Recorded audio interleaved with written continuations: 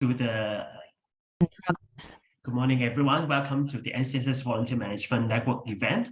It is a Tuesday, and I hope you have a wonderful start to your week so far.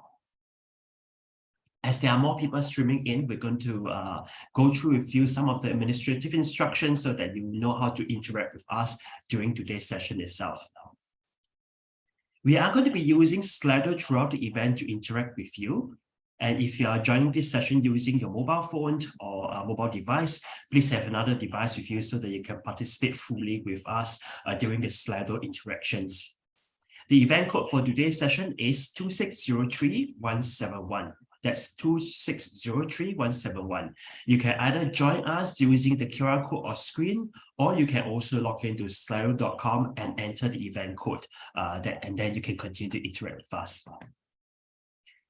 Now, for those who have been with us for the past few sessions, you'll know that when you enter the Slido itself, you'll be asked to provide your name, and your name will appear if you submit a question to our speakers during the Q&A session later via the Slido itself. However, if you prefer to use another name or your preferred name, you can also do that so that you don't have to use your full name itself. Now, we have 3 speakers today, and we'll have a Q&A segment with them. For the questions that's intended for the speakers, please type your question in the Q&A tab on Slido using the same link or using the same QR code that we have actually shared with you earlier on. Now, indicate which speaker is your question for. If your question is for everyone, feel free to indicate that it's for all. Some of the questions might be relevant to you, so you can also upvote those questions that are already being asked.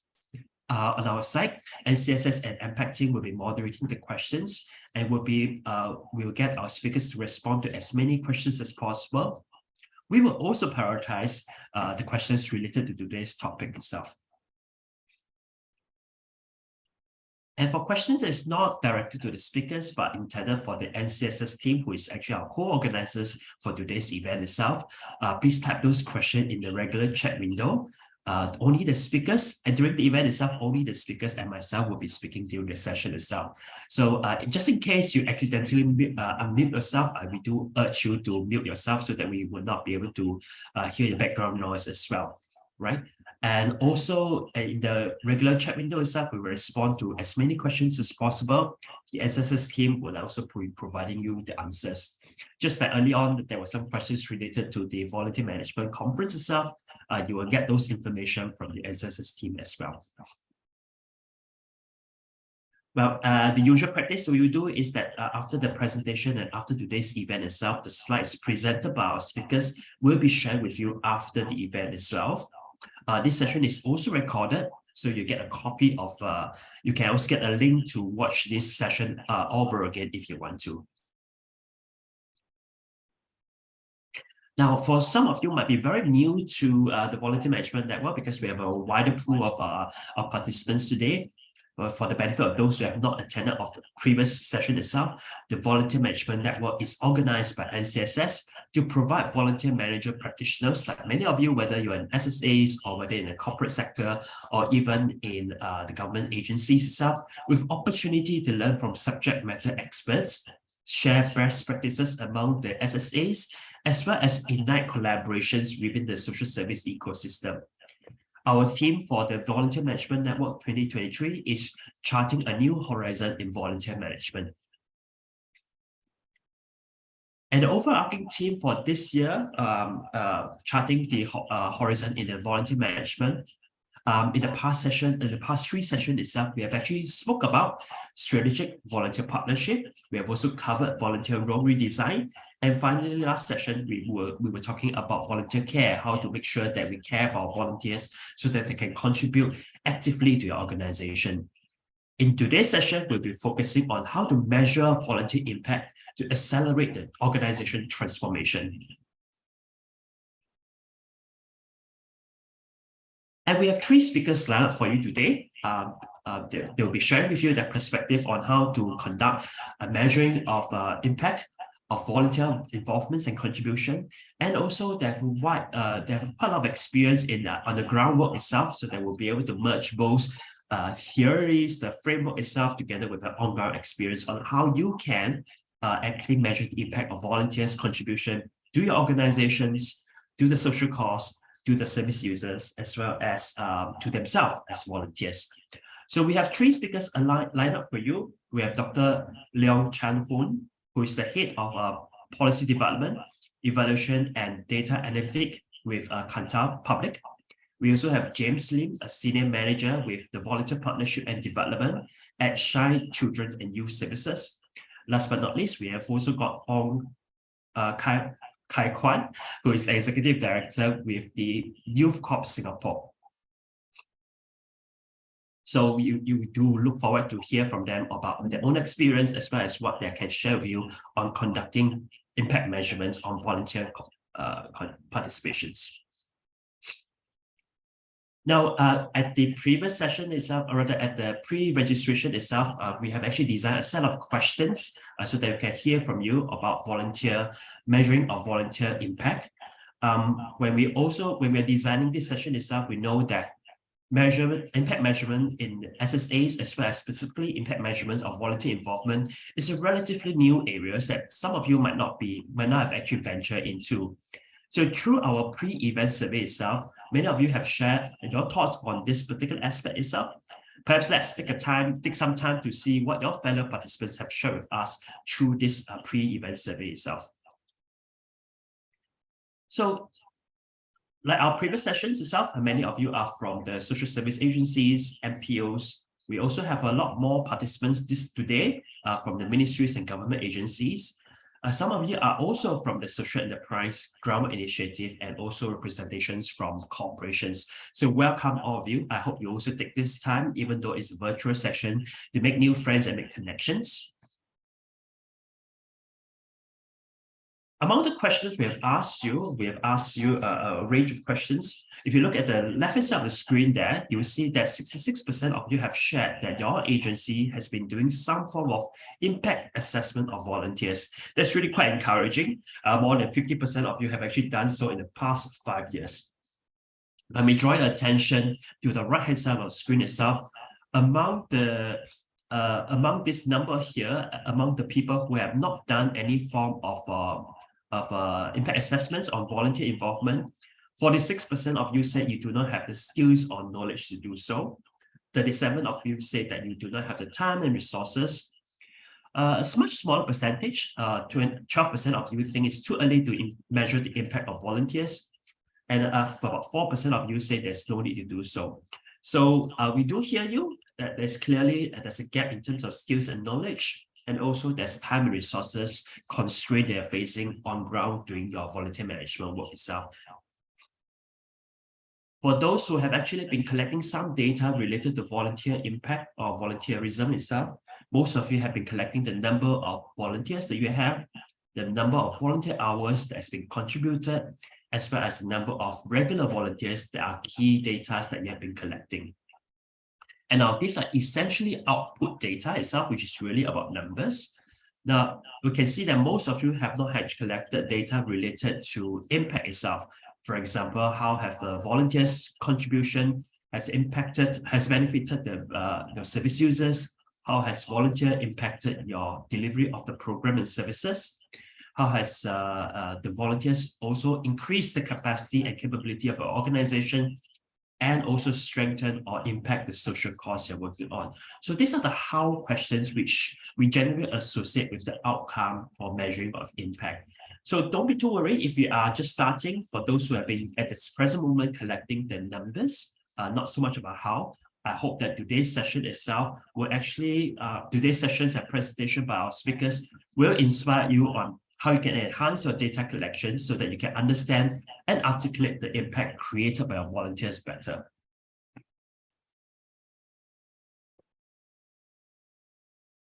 Some of you who have been collecting data also share with us how you have been communicating the impact of the volunteers. And many of you have been largely doing that through your annual report of your organizations. Some of you have also featured this impact of the volunteers on your websites as well as social medias. And particularly interesting that we have also seen some of you share that you use the impact of volunteers, the stories, the numbers in the dialogue with your volunteers. I think that's a really wonderful way of motivating our volunteers or mobilizing our volunteers into continue to partner with you to do more in the sector itself. So that's really a good start itself.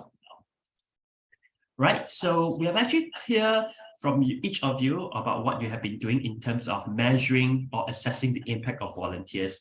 Perhaps we will draw your attention here using the first Slido activity here to hear from you your reflections.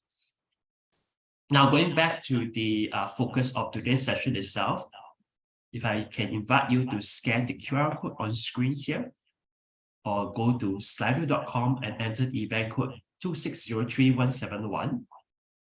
And I'm going to invite you to answer maybe just one question to start, to warm you up. We'll ask you to answer one question. Share why do you think measuring the impact of volunteers is critical to your organizations?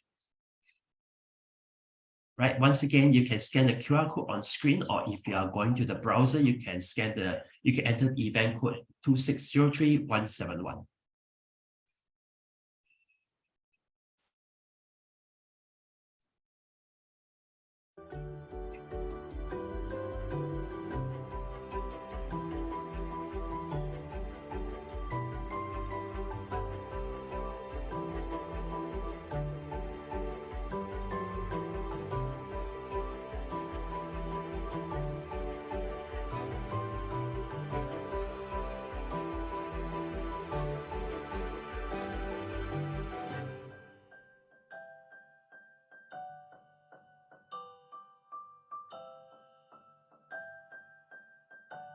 Right, there's a huge number of submissions coming in. That's really helpful. And many of you are talking about sustainability. You also want to find out the effectiveness, whether the event is effective or not, whether your volunteer involvement is effective or not. You also want to measure the quality, the growth of your volunteer involvement, right? So lots of information coming in through what we are seeing on screen here. Yes, I see a lot of retention. I see a lot of retaining volunteers. That's a lot of focus on how you can measure the impact, so that you can also figure out what's the best way to retain your volunteers, right? I think many of you are finding this is important, so that you can also mobilize your resources. Yeah.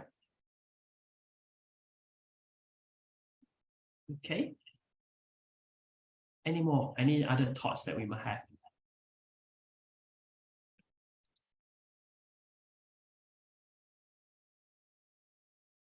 Right, so I think we are getting quite a bit of information. If I may summarize quite quickly, it's really about making sure your volunteer programs are sustainable, whether you're meeting the effectiveness and the quality they're looking at.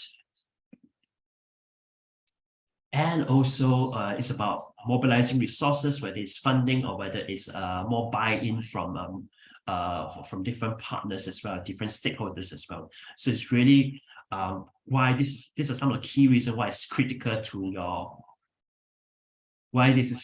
organization. All right, thank you so much for your input so far. I'm going to move on so that we can invite our first speaker. Our first speaker is Dr. Leong Chan Hoon, who is the head of Policy Development, Evaluation, and Data Analytics with Kantar Public itself. Chan Hoon will share with us how we can measure the impact of volunteerism, specifically on the growth mindset of volunteers and the community they're working with. I'm going to hand over the mic to Chan Hoon. Chan Hoon, over to you. Hello, hi, good morning, ladies and gentlemen. Let me just pull out my slide so that you can see. I'm going to share with you in a while. Can everyone see the slides that I put up? Yes, we can. Great, thank you so much. Hi, once again, warm welcome, and thank you for having me on board to share with you some of my experience in volunteer management. First and foremost, I got to say that I'm going to talk about this in a way from my own experience as a volunteer, all right? And how or what I think are some of the important areas that we want to cover, when we talk about volunteer impact measurement, and why the growth mindset. Okay. So now let me just pull up my laser pointer. Okay, so this is a very simple logic model of volunteer impact evaluation. Let me just say that this is, if you like, my model. So yours may or may not be the same. You might have some variables that vary from this.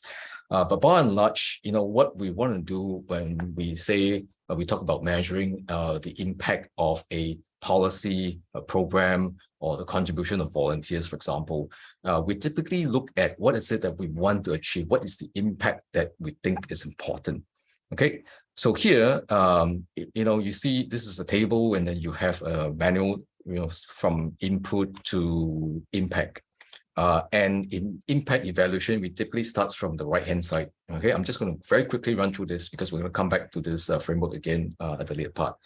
Right. So if you should decide that, growth mindset of volunteers is one of the important areas that we want to assess, right? And I'll explain why I feel that this is important. Then, that will be the final impact that you want to put up, right? And growth mindset for me, essentially, I'm just looking for two things, right? Number one, you're open to different kinds of experience, trying something new, taking the challenge ahead. And you feel that there is a gap that you want to fulfill, right? There's something that you want to do better. Okay, so that's just the impact that you have. Now, impact there got to be some measurements that tell you, this is the impact or this is not. And this is where we talk about outcome, right? So outcome here again, at least based on my experience, I look at satisfaction, engagement with different stakeholders could be one, volunteers feeling empowered, right? That could be another.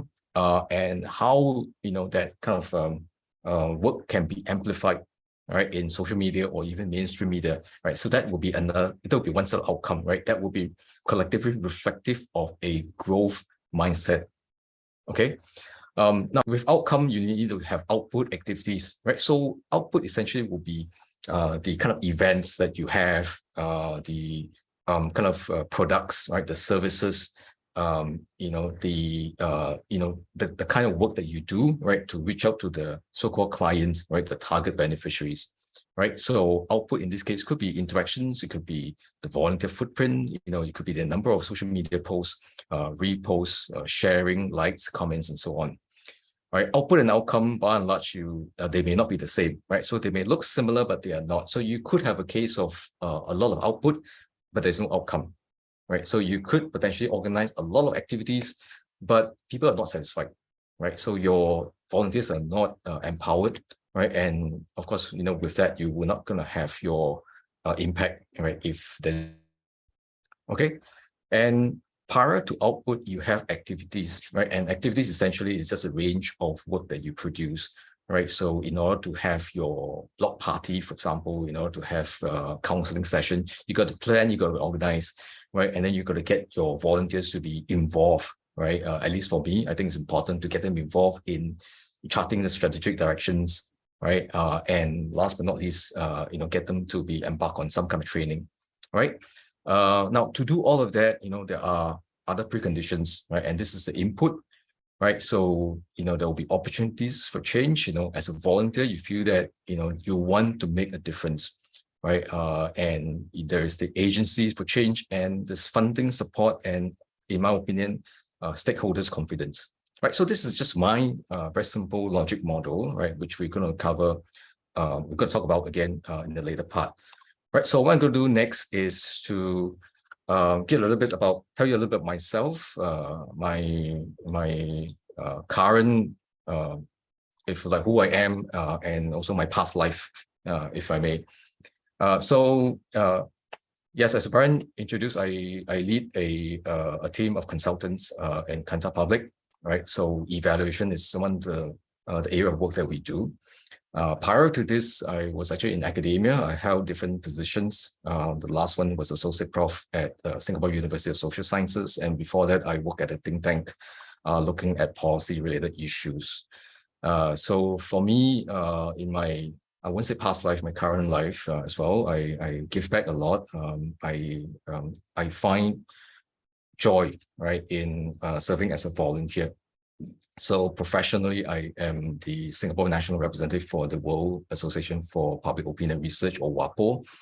and I'm also a fellow and elected board member of the IAIR, International Academy for Intercultural Research. So a lot of the things that I do as a professional member in these boards is to promote the causes, the missions of the institutions. And my previous life, if you think that there's one, I'm also an activist. I contribute, very much in the grassroots for over 20 years. Don't let the number deceive you. I started very young, so I was 19. When I started volunteering, in the grassroots movement, I also I currently serve in the National Integration Council under MCCY, and a lot of the work that I do previously in academia as well as today is looking at how are the different ways that we can promote more meaningful interactions between the foreign-born, local-born, ethnic majority, ethnic minority, right? So those are some of the work that I do. And I'm trying to have moving to the next page. Okay, so I just want to lay out some of the experiences, and then I'm going to relate that to the logic model and what are some of the drivers for change, the theory of change, so to speak. Okay, so these are a very overview of what I've done, my past life and my current life. So previously in grassroots, I started young. I was 19 when I joined the youth group. And I serve until the age I cannot serve anymore because over age, no longer youth, right? So I joined the RCs and I've served in various leadership positions, myself being a volunteer as well as managing groups of volunteers. After I came back from my PhD education, I was also actively involved in different professional bodies, as I've shared with you a while ago, IAIR and WAPO and NIC in MCCY.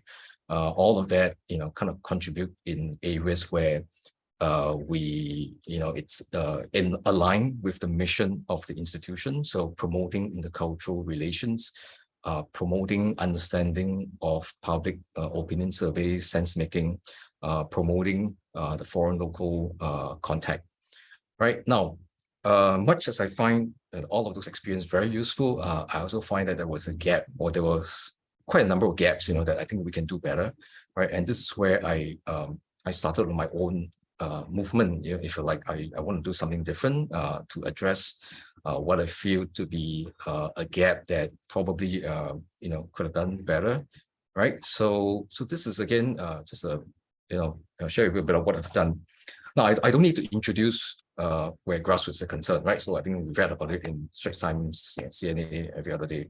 Okay, so these are a lot of different things that you do in the grassroots. You organize events, you promote interactions in the community, you talk about building cohesion and resilience. So these are just the typical range of work that you do. But importantly, if you have served in the grassroots, you know that this is essentially volunteers managing volunteers, right? But I have to say that it's a fulfilling experience because it connects you to the ground. You understand the dynamics, and sometimes what you see there may not be what at the senior level in terms of the management, how they would like to envision it, right? So this is where you know the gaps, and you want to do better, right? I think this is an important point that I'm going to come back to, right? So in the professional body, there are different ways where we contribute to the profession. And one way is, to write commentaries like WAPO, to talk about how we can have better sense-making capabilities. What does it mean, for policymakers? How can we do a better job, right? And again, as a volunteer, you try to engage the public in a way that you find fulfilling, because it's not just me writing an essay, getting it published in CNA, but also, you get a sense of fulfilling a mission, right? A gap that you find, that you personally can connect with. The figure on the right, okay, this is IAIR. So this is one where I chair a professional group of committee members. These are all scholars from different countries for the Ria and Dan Landis Best Dissertation Award Committee, right? So, leading a group of volunteers, right? You You work with them, right, as partners, right? You hear the feedback and getting them to contribute.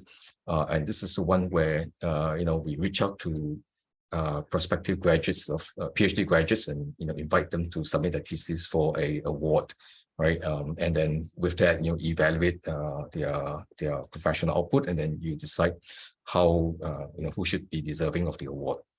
Now, this is the one that I'm going to talk about here, right? This is the me part, right? And this is a initiative that I started because I feel that there is a gap, and I would also like to inspire others, right, to follow suit, right? So I've been doing work on migration and integration for the longest time, and for a long time, we tend to position integration as a process where, we should only talk about the good things, right? We should only talk about the happy things. We should only talk about things that, it's worthy of a photo op, right, in the media. With that, then the assumption is that people are happy, and then, the immigrant, the PRs, the new citizens, and the native born will be therefore live happily ever after. Now, I don't think that is the only way.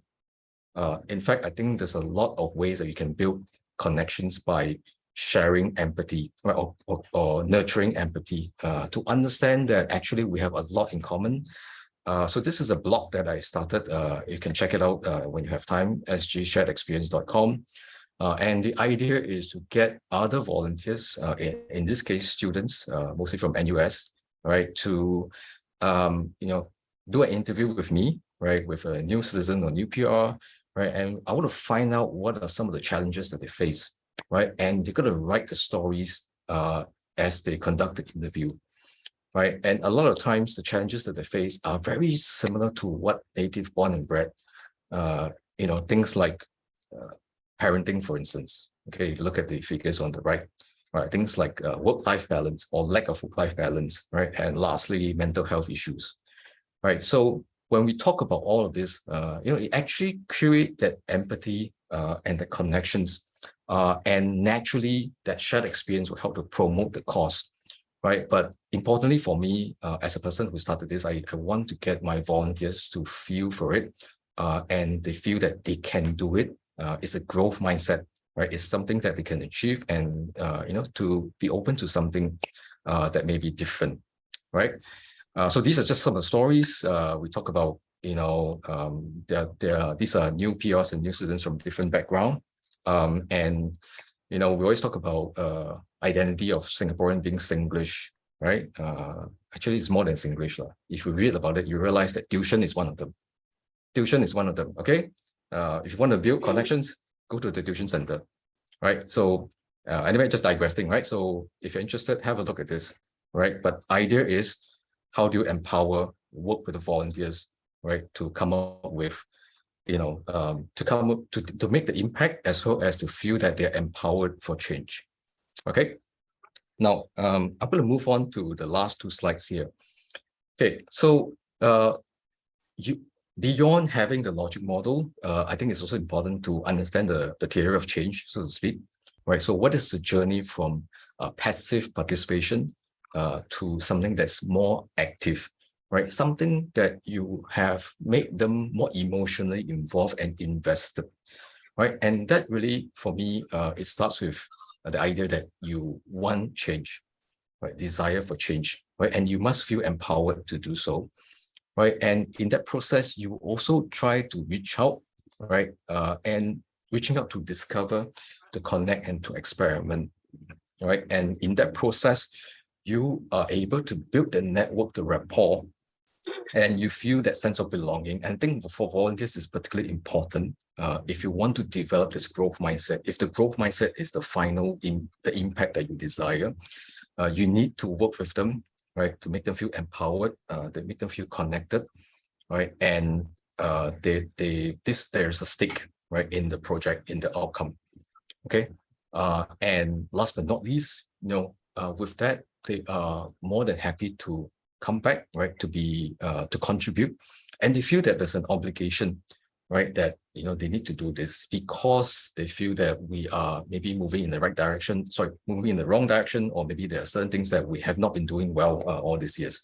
So this is where the psychological reinforcement comes in, right? That it's not just about me, right? It's no longer just about the individual, but it's broader than that, right? And these are the reinforcement that you need to encourage your volunteers to take it up, right? To feel valued, to create the empathy, and there is the intrinsic dividends, through the whole process, right? And as somebody leading the volunteer, as a volunteer committee, right? So you need to ensure that your members feel empowered, right? And this is where the donors and funders can come in, right? So this is a whole cycle, and then it repeats all over again, right? So donors and funders, the sponsors, this is where making a change can make a difference, where to develop this growth mindset in volunteerism and the impact that you desire to see. All right.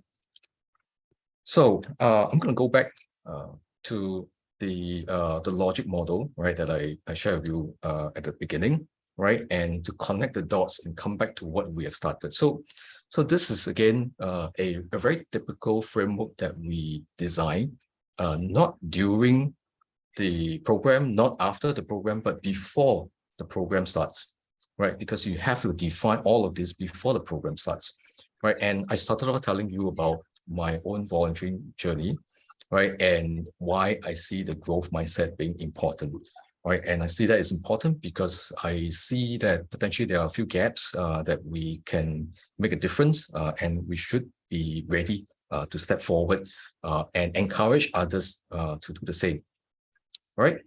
So with that, you need the various different kinds of outcome indicators that can help substantiate the impact, right? And for me, I would say, well, engagement is definitely one. Different kinds of engagement between the volunteers, with the staff in the organizations, the direct beneficiaries, the community at large, right? So those are all the different forms of engagement that is important, right? As a reflection of the growth mindset, because if you're not satisfied, you're not going to grow, right? If you do not feel engaged, if you do not feel connected with the cause, you're not going to change, right? And part of that also comes with empowerment.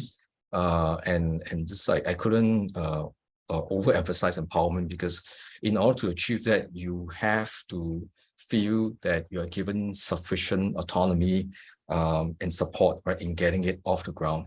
And lastly, amplification. So these are the outcome, right? And all of that you can measure, right, in different kinds of activities and outputs. And this is where we have here, right? Again, as I've said a while ago, output doesn't necessarily equate outcome, because output is, you could have output but no outcome, right? You can organize many block parties, many, meet the people session, but then there could be no outcome because, the same group of people come and attend, and then, it doesn't generate the satisfaction, right? And last but not least, the activities that you plan, right? So think about what will matter, right? And I think at every step of the way, you have to ask yourself, how is it going to relate or predict the next one, right? Your activities contributing to output, the output contributing to outcome, and, as part of the impact, right? And when you think about this framework, it's important to think about the so-called the theories of change, right? So what would be that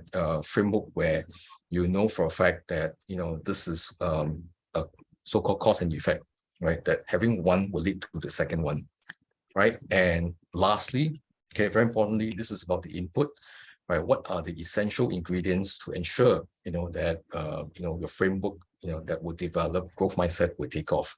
For me, as a former volunteer or current volunteer, for me, the most important thing is about stakeholders' confidence, right? I wouldn't have possibly achieved, the SG Shared Experience project without the support from NIC, for example, right? I wouldn't be able to achieve some of the events that are organized for the grassroots without the confidence of the management committee. So I think those are some of the ingredients. And as you think through what's important in volunteer impact measurement, you got to think about what will be the enabling variables, right, for you to achieve that. All right. So with that, I end my presentation. I'll hand the mic back to Brian.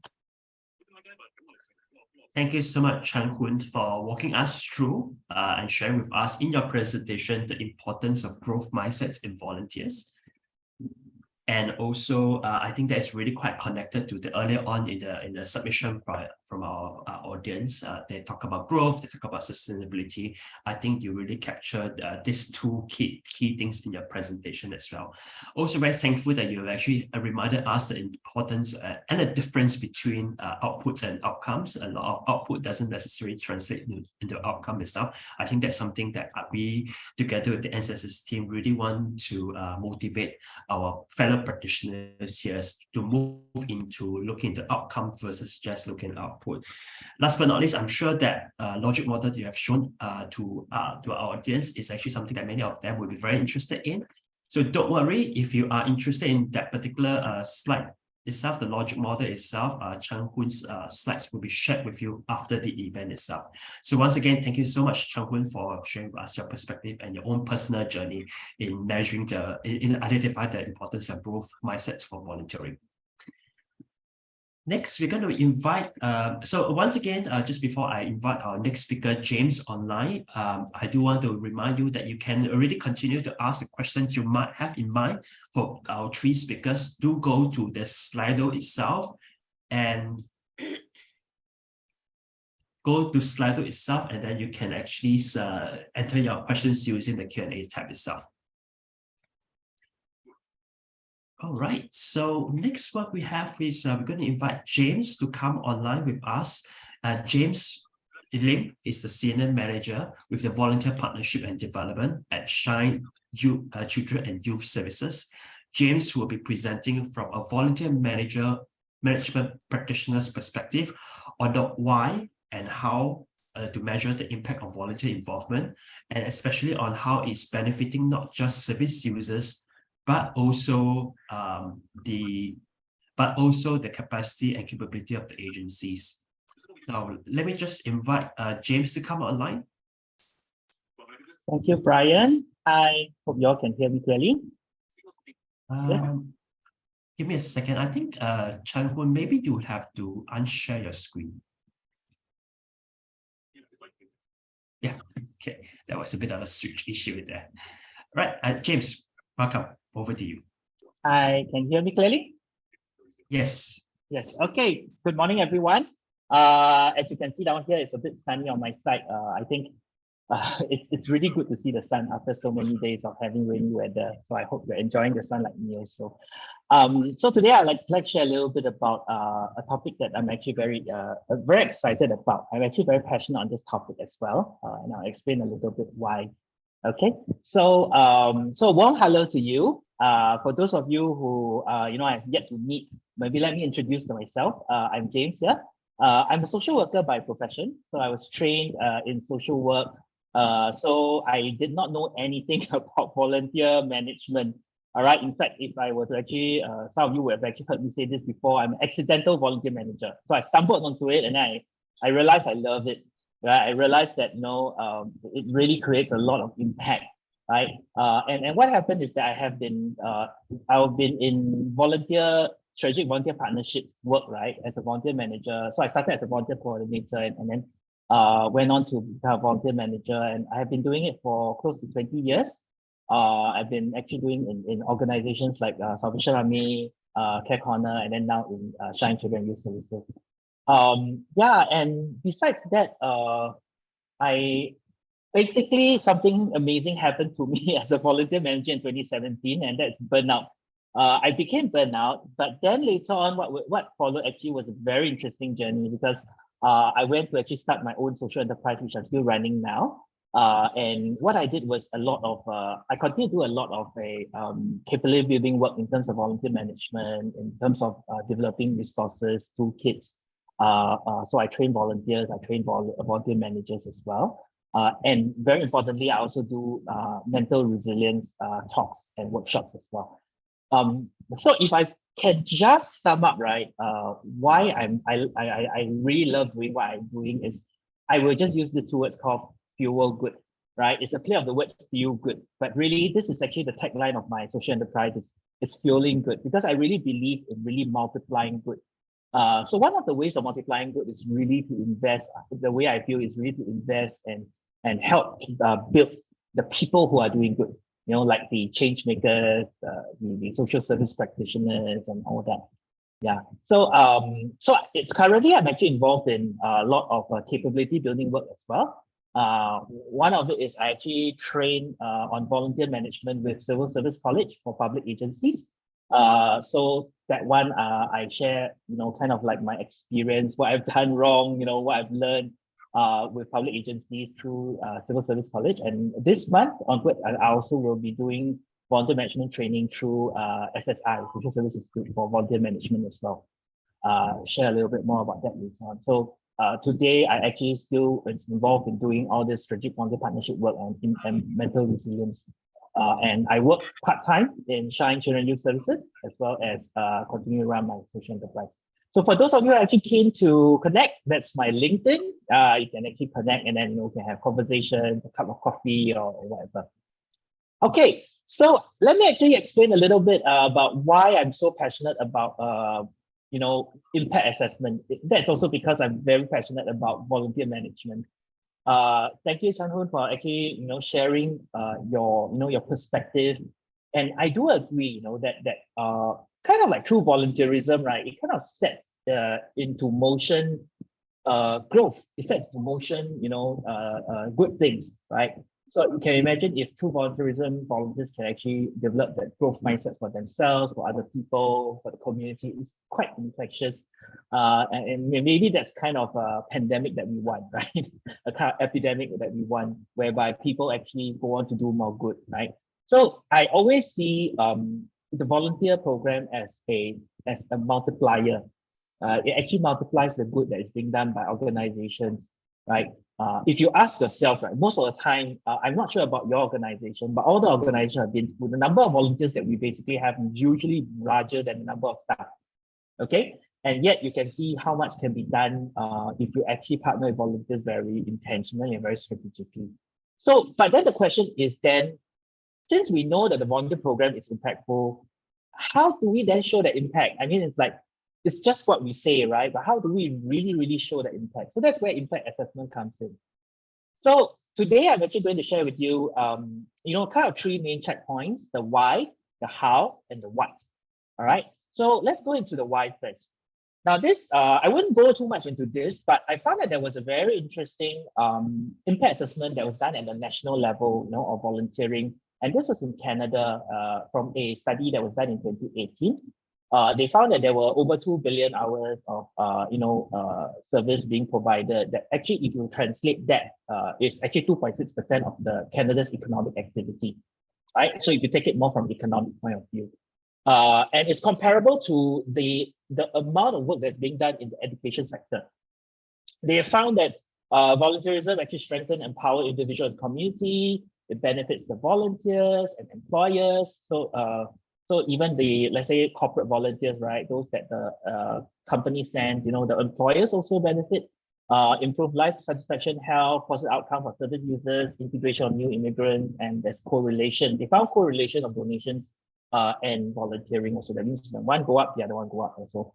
So this is interesting, right? In a nutshell, this is kind of the impact that they found. And of course, from there, right, they came up with this this wheel down here, the value of volunteering wheel. So you can kind of see that they actually divided into like there are actually like 5 different segments down here, and the kind of the impact that volunteering actually brings.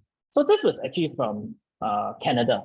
So that got me excited. And I said, okay, wow, it's really impactful. So I hope all of you do understand that as volunteer managers, you are basically sitting on a treasure, a gold mine, that can really multiply a lot of impact. And it can effectively impact a lot of people.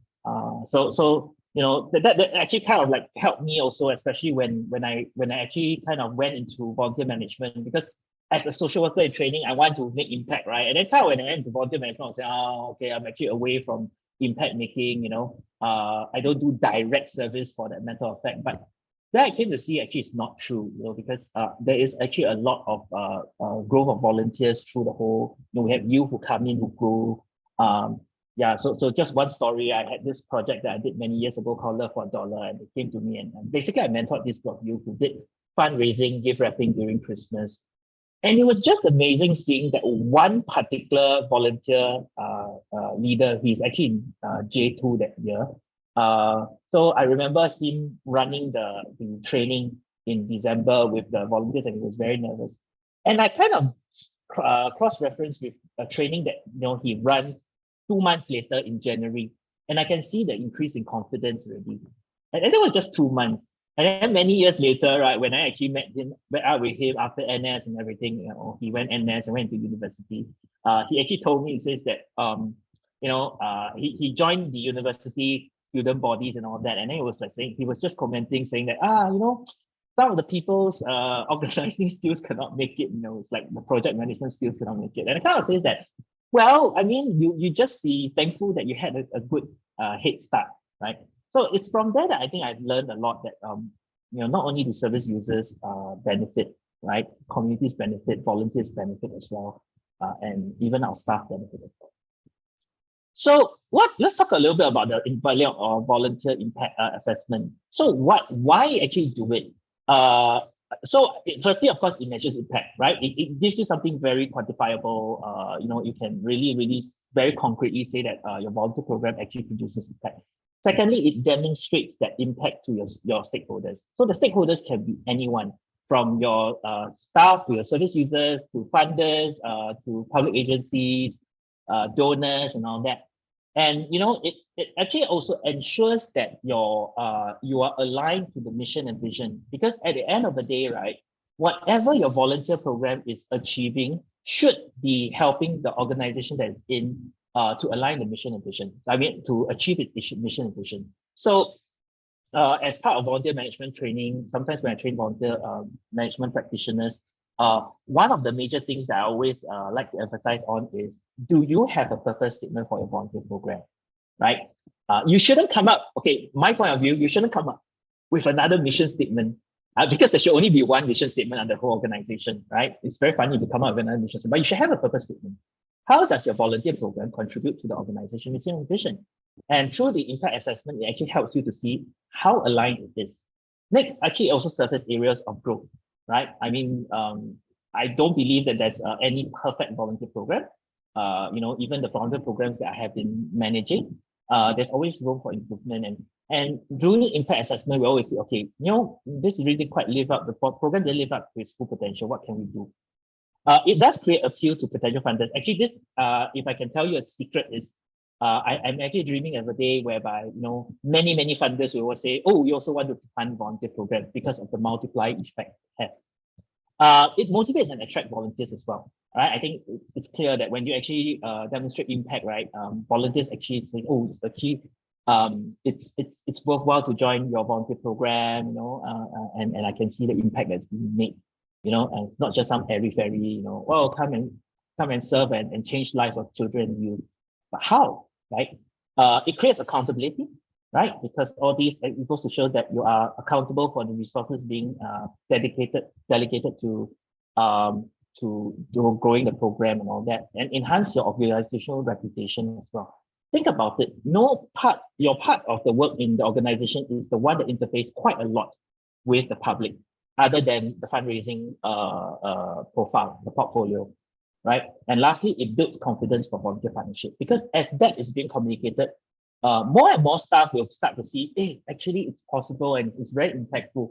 I also want to partner with volunteers. So you talk about internal buy-in, right? That's always, I'm not sure for you, but for me, whenever I go to any new organizations, that's always number one on my list. How do I actually get internal buy-in, or even enhance? Maybe there's already buy-in. How do I enhance buy-in so that more staff will actually want to say, okay, let's create a meaningful volunteer role in this area and work with volunteers, right? So that's really the why. Now let's talk a little bit about how. Okay, I hope I've been able to convince you and get you to buy in into impact assessment. Let's talk a little bit about how. Now, wearing a hat of my social enterprise, right? What happened is that about 3 years back, we actually developed something called the Volunteer Partnerships Impact Assessment Toolkit. And we reference many impact assessment toolkit out there, including in Singapore, the Association for Social Enterprise. Because me being a social enterprise, so they actually also want to make sure that I actually creating impact. So I have, for me, the organization, the social enterprise, in order for us to renew our membership, we need to report our impact. And they actually have developed this called the Social Value Toolkit. If you're interested, you can go and have a look. I've also looked at the NCVO Volunteer Impact Assessment Toolkit, the US Balance Scorecard tool, the CLINGS Volunteer Impact Assessment Toolkit, as well as many others under the UNDP, as well as like what Chai Hong mentioned about theory of change, right? So what we did was that together with another of my staff at the point in time, she has a doctorate in psychology. We kind of like joined forces, because one of the issues we realized is that a lot of toolkits out there were very sometimes can be a bit academic and very hard for practitioners like me to operationalize, right? But on the other hand, also we want to have a toolkit that meets the rigor, the validity, right? It cannot just be something that is just developed from the ground and then it doesn't have any validity. So the two of us joined hands, right? Because she is more from the academia and more from the practitioner, and then we developed the VPIA toolkit. So the unique feature is that firstly, this toolkit takes a complementary approach, means to say that, right, it can be used in combination with, for example, the social value toolkit, right? It doesn't say that it is the go-to, the only one you should use. It is complementary. Secondly, it's the first ever impact assessment guide for volunteer programs in Singapore. All right, and there's a very strong focus on impact and outcomes. Okay, much like what Chang Ho mentioned earlier on. And something that I want to highlight is that it takes a very balanced view of the impact for various groups of stakeholders. So when we developed the toolkit, we actually identified 14 different domains. How you get that is basically we put it in a matrix across 5 different stakeholder types and 4 different types of impact, right? And then of course, sometimes when you look at it, okay, there are certain intersections that doesn't make sense, so we kind of took those away. So instead of 20, you actually have 14, right? But it kind of have like this matrix for you to identify what are the various impact that you can actually start to track. And it allows the organization to determine. So it is very it's relevant to, so it's not one set of indicators for all organizations. Rather, you can customize and choose the indicators that work for you. And it's step-by-step guide, so it's supposed to help you. So this is the Volunteer Partnership Impact Assessment Guidebook and the supplementary pack. That if you're interested, you can actually, this is free to access. That you can actually get access to it. Okay, I'll share with you the link later. So just to go through with you the process. So how do you do it? Because we talk about how, right? So this is kind of like the 6 steps of doing impact assessment. In fact, actually, impact assessment itself can be a very big topic. So I'm not doing it justice by just spending about 10 to 15 minutes on it, but I'll just share with you the main touch points. So the first is, of course, gather a team. You need to get people who could actually be able to design impact assessment, the right people who can think strategically, can really have very good insights into who the stakeholders are, what the various impacts are. You gather them together. All right. Next, of course, you review. And remember, I mentioned that at the end of the day, your volunteer program should be achieving impact that is aligned to your organization's mission and vision. So the very first step, of course, is you have to do a pre-impact assessment review first to make sure that it is in fact aligning to the organization's mission and vision. All right. And you also want to kind of look at what are the current methods that are already being used to collect impact. So you don't reinvent the wheel.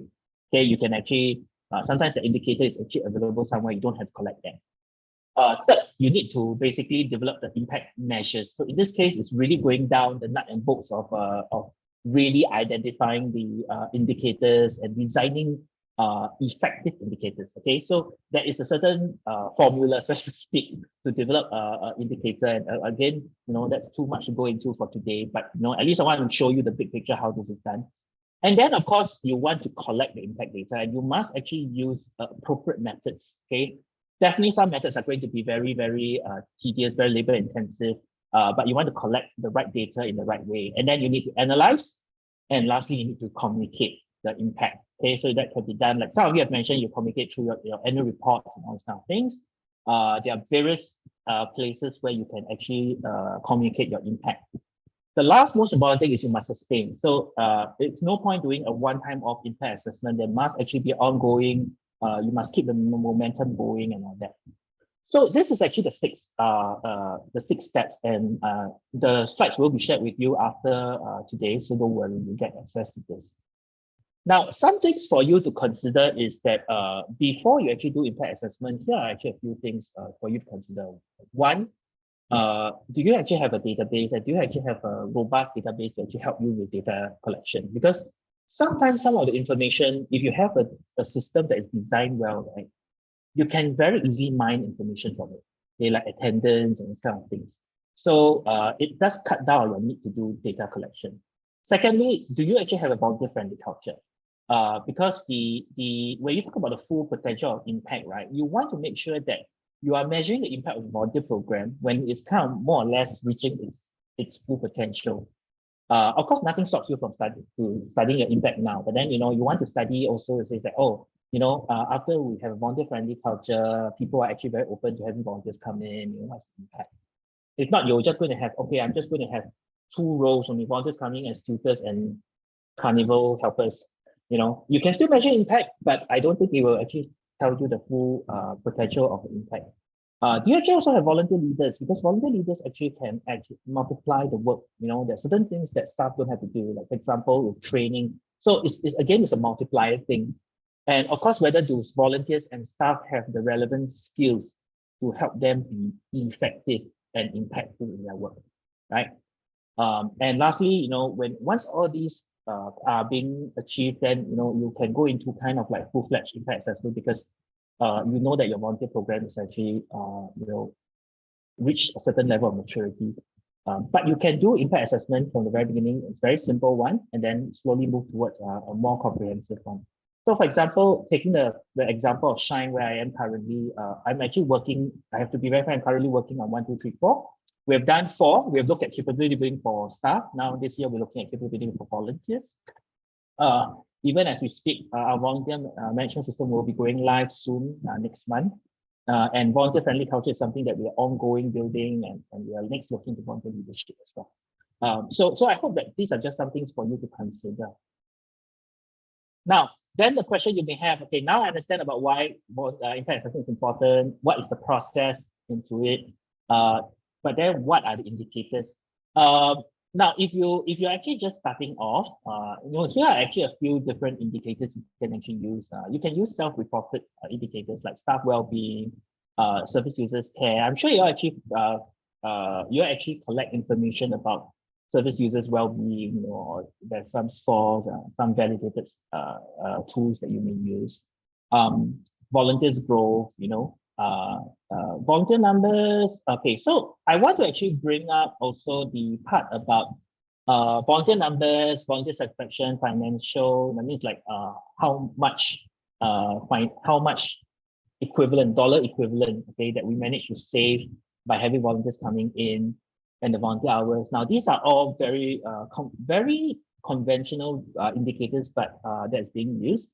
But however, I actually would want to actually make you think a little bit deeper. Just because volunteers are satisfied, does it actually indicate impact? Right? I can be very satisfied sitting down there doing nothing for 3 hours and getting my 3 hours of volunteer involvement hours, right?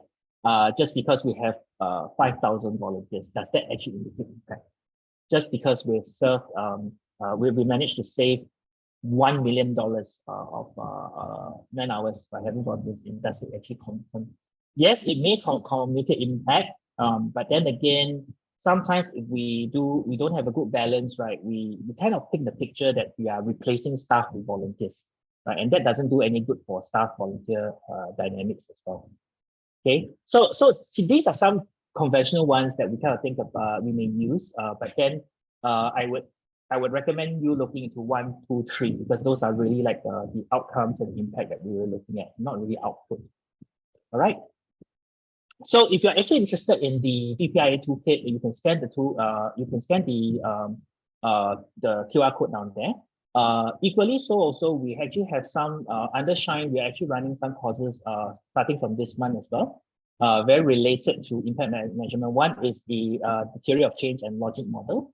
The second one, I will be running a 2-day course on strategic volunteer partnerships for impact as well. So although it doesn't cover impact measurement for the 2 days, as in like it's not solely on impact management, but it basically provide you the tools and the knowledge and the skills to basically to build your volunteer programs for to be successful. Right. So if you're interested, those are the websites you can go to and the QR codes. Yeah. So I mentioned. So these are the 2 things. Okay. So the impact assessment toolkit as well as the training. All right. So that's really all I have for today. I hope I haven't gone on like a choo-choo train and took too long. But I do hope to give you some handles at least to start thinking about impact assessment, as well as to start to understand the impact that your program is actually making. Thank you so much. Thank you so much, James. What a wonderful presentation. And thank you for being so generous in sharing with us so that the audience and our participants can understand the why, the how, and the what in measuring the impact of volunteer involvement itself. Also very thankful that you shared with us the tools that you have actually designed, and as well as the processes you think about on how to implement those impact measurements of volunteer involvement as well as very lastly, the opportunity that we can actually come to you for capacity building in terms of how we can actually measure the impact of volunteers. So thank you so much. And I think that what you have actually shared is also very connected to some of the key points that our audience have shared. I think there are 2 words that came up quite strongly. It's about quality of our volunteer involvement contributions, and also the effectiveness of volunteer contributions and involvement itself. Particularly like the fact that one of the points that you raised, right? We need to make sure that what we're doing with the volunteers or the volunteers are doing with the organization is aligned with its mission and vision. I think that really is a key point I hope most people will take away with. So thank you so much, James, for sharing with us what you have actually had in mind for today. Hope you're seeing my screen now. Like what James said, the slides that you have actually shared using during the presentation itself will be shared with you. So don't be too worried that you'll be able to get those materials as well. Well, we have heard from James, and you also heard from Chan Hoon about what their perspective and their own experience about volunteer involvement. How do we assess the volunteers' contribution and involvement itself? Maybe this is also an opportunity for us to invite you to put on your thinking cap and share with us your views through a series of questions. As you mentioned at the beginning, at the start of today's session of itself, some of you might not have started your journey in measuring the impact of volunteers. So this segment itself is also a great opportunity for you to reflect on this particular area if you are planning to do so, especially after hearing the 2 speakers so far. Some of you might have really been doing some of the measurement itself, so we also hope that this process will be helpful for you to learn and to share your own personal perspective as well as learn the new perspective itself. So I'm going to invite all of us here in this session itself to join us in this group activity. Really, it's about crowdsourcing ideas among ourselves, the measurement of impact of volunteers. So if I may invite you to whip up your mobile phone or your device to scan the QR code again, or go to slido.com and enter the event code 2603171 and join us in this session, in this segment itself. So the very first question we have is, how do you think knowing the impact of volunteers will help you in your volunteer management work? Now, if this is very specific, it's about you being the volunteer management practitioner. How would knowing the impact of volunteers help you to help you in your work itself? So quite specific on that question itself. So we hear from you.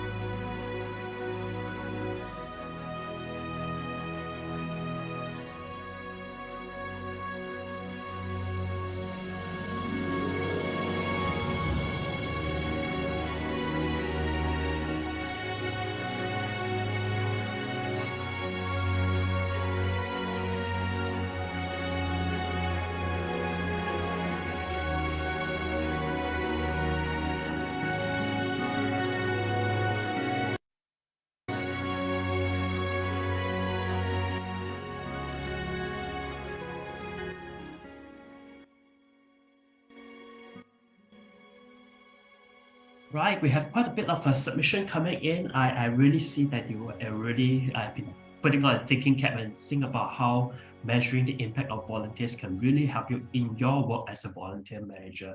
I have a quick glance. I think that there's a lot of you talking about so knowing the impact helps you to communicate the value of volunteers, and also in many ways it will also help you in getting the buy-in from your board, from your management, so that you can mobilize your resources and you can also manage your resources well for your volunteer management work itself.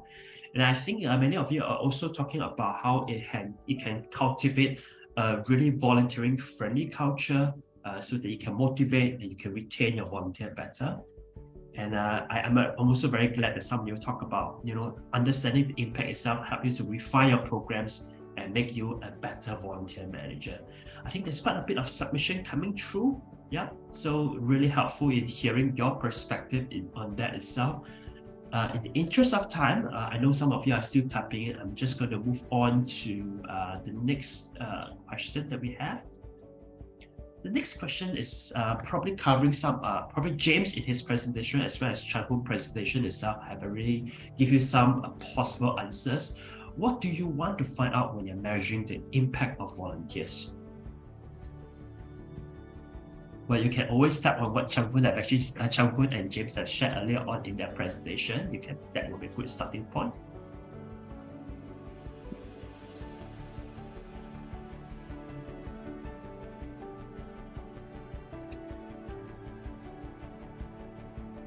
All right, we have a first submission coming through. You want to understand what is the weakness and strength, and I'm assuming this is the weakness and strength of your volunteer programs itself. What are the components that is doing well? What are some of the areas that requires a bit of work for improvement? Right. Hope I'm capturing that point well enough. Remember at the pre-survey data itself, some of you are at the present moment just measuring the number of volunteers, number of volunteer hours. Those are the what data, right? So measuring the impact of volunteer involvement is really about the how is it translating to the benefits to your service users, your organizations and whatnot. So this is something for you to think about.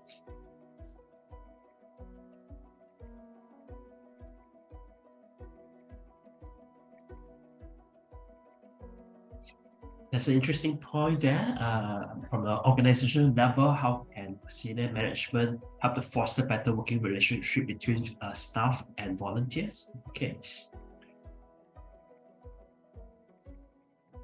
Yeah, also, I think Darrell's point is also about whether the volunteer engagements and the program itself is actually meaningful and purposeful.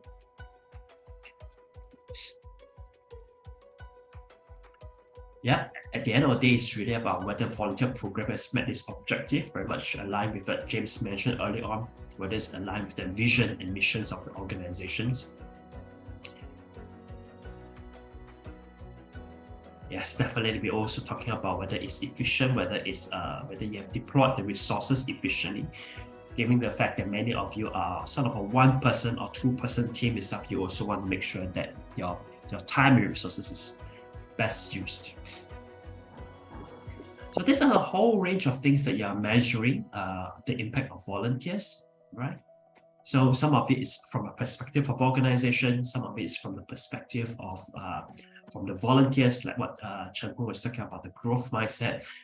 Some of it is related to whether it helps to expand the capacity of the staff team and the organization. So really good stuff here. Thank you so much for sending them through. Well, we have two more questions. Just going to move on.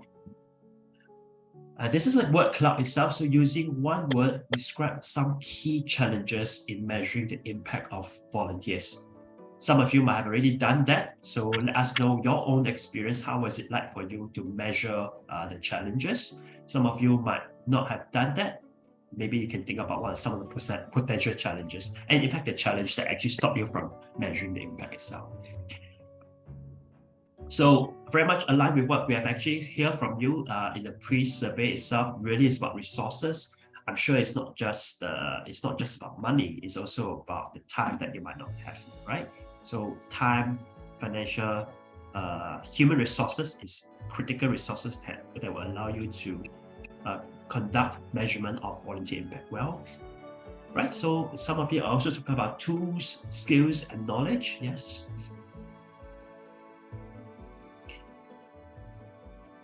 Right, some of you are talking about, whether you know what you need to measure, what are the right indicators to use.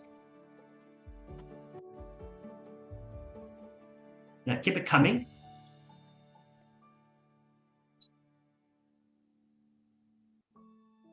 I think that's a rather interesting point. I want to point attention to a volunteer attrition rate. I think that's something that, as a practitioner on ground, myself, when we are doing program evaluation or measure of impact itself, because your volunteers are stakeholders, they are your data source. If your volunteers are not staying, you might not be able to measure the impact on them since they're no longer with your organizations. Resources seems to be the key factor here, key challenges here.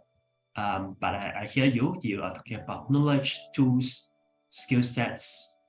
What else do we have? I suppose we also look at the competency of a fellow team members, not just the volunteer management team, but also as an organization, whether people believe, whether there's a buy-in in measuring the impact of volunteer involvement.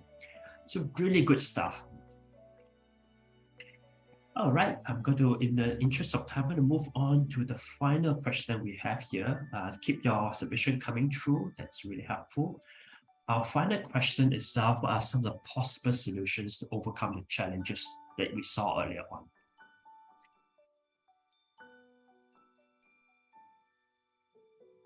What are some of the challenges, what are the possible solutions that you think will help you to overcome the challenges?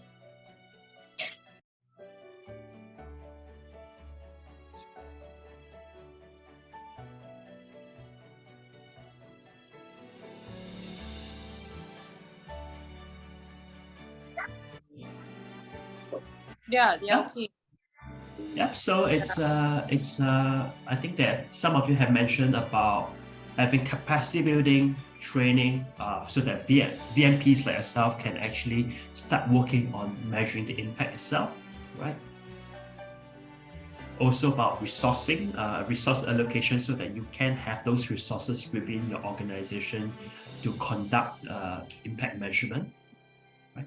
Funding is one other issue. Might be not within the organizations, but also funding from outside source that you can tap on to execute some of these impact measurement activities that you want to do. Right, advisory and implementation work. I think that that will get everyone started. Let me see if there's anything else. Let me see. Improve technology. I think that's one good point too, because especially when you're coming into measuring the impact of volunteers on a long-term basis, on an ongoing basis, sometimes technology would be a very useful tool to work on. Right? Standardized measurements across the industry and ecosystems. I think what James early on presented about what he have actually analyzed from multiple sources might be a good starting point. And I believe NCSS is also looking into including indicators or outcome indicators on volunteer management itself to be included in their future framework itself. So something for you to think about and look forward.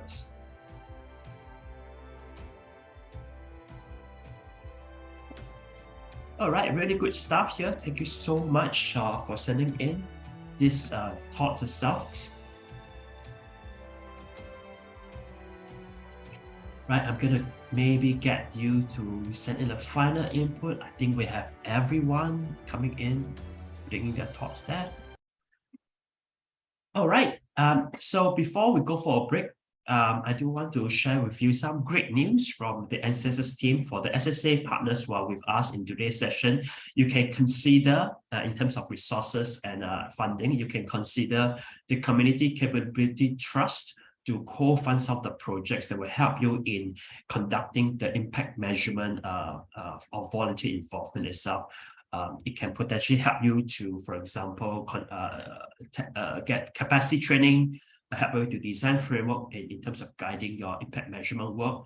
And also, if let's say there are some needs for change management, so that you can motivate your organization leaders or management team into thinking about how you can incorporate impact measurement into your organizational work. Those are some of the funds that you can actually tap on, so that you can bring in external expertise or resources to come in, right? So quite specifically, you can tap on the open call fund itself. You can actually refer to the NCSS website that the NCSS team is on to cut and paste into the chat window that they can get. Do check out the open port for capacity building itself. So there's quite a bit of flexibility that you can tap on that. So thank you, Ken. If you are not looking at the chat window there, Ken have actually added the link for that. All right, so we are halfway through today's session. Let's take a quick break. The time now is 10:47 on my screen. If I can get you back at 10:52, it's 5 minutes time. I'll see you in 5 minutes time. All right, see you in a bit. Bio break, also you have capacity, grab yourself a drink. So we're going to start our session again. Let me just put up my screen there. Okay. So a quick announcement. Some of you are asking about the upcoming Singapore Volunteer Management Conference 2023, co-organized by NCSS and SUSS, where how you can get about doing your registration itself. Do join our mailing list so that you can be updated when the registration starts. Right, so the event itself is going to be on the 11th April at the SIM Performing Arts Theatre, and the guest of honor is our Deputy Prime Minister Lawrence Wong, and the special guest is our speaker, Mr. Tan Chuan Jing. So do get yourself onto the mailing list so that when the NCSS team send out the information, you get the first-hand information right away and don't miss the event itself. All right, I'm just going to leave that on screen for a bit. All right, so for those who are already with us back from your own break itself, can I invite you to switch on your camera so that we can have a wonderful group photograph, right? So switch on the camera, right? Have your camera on. I'm going to stop sharing so that you can see everybody. Thank you so much for joining us. I'm sure this is a time we can actually get you to also feature in our event itself.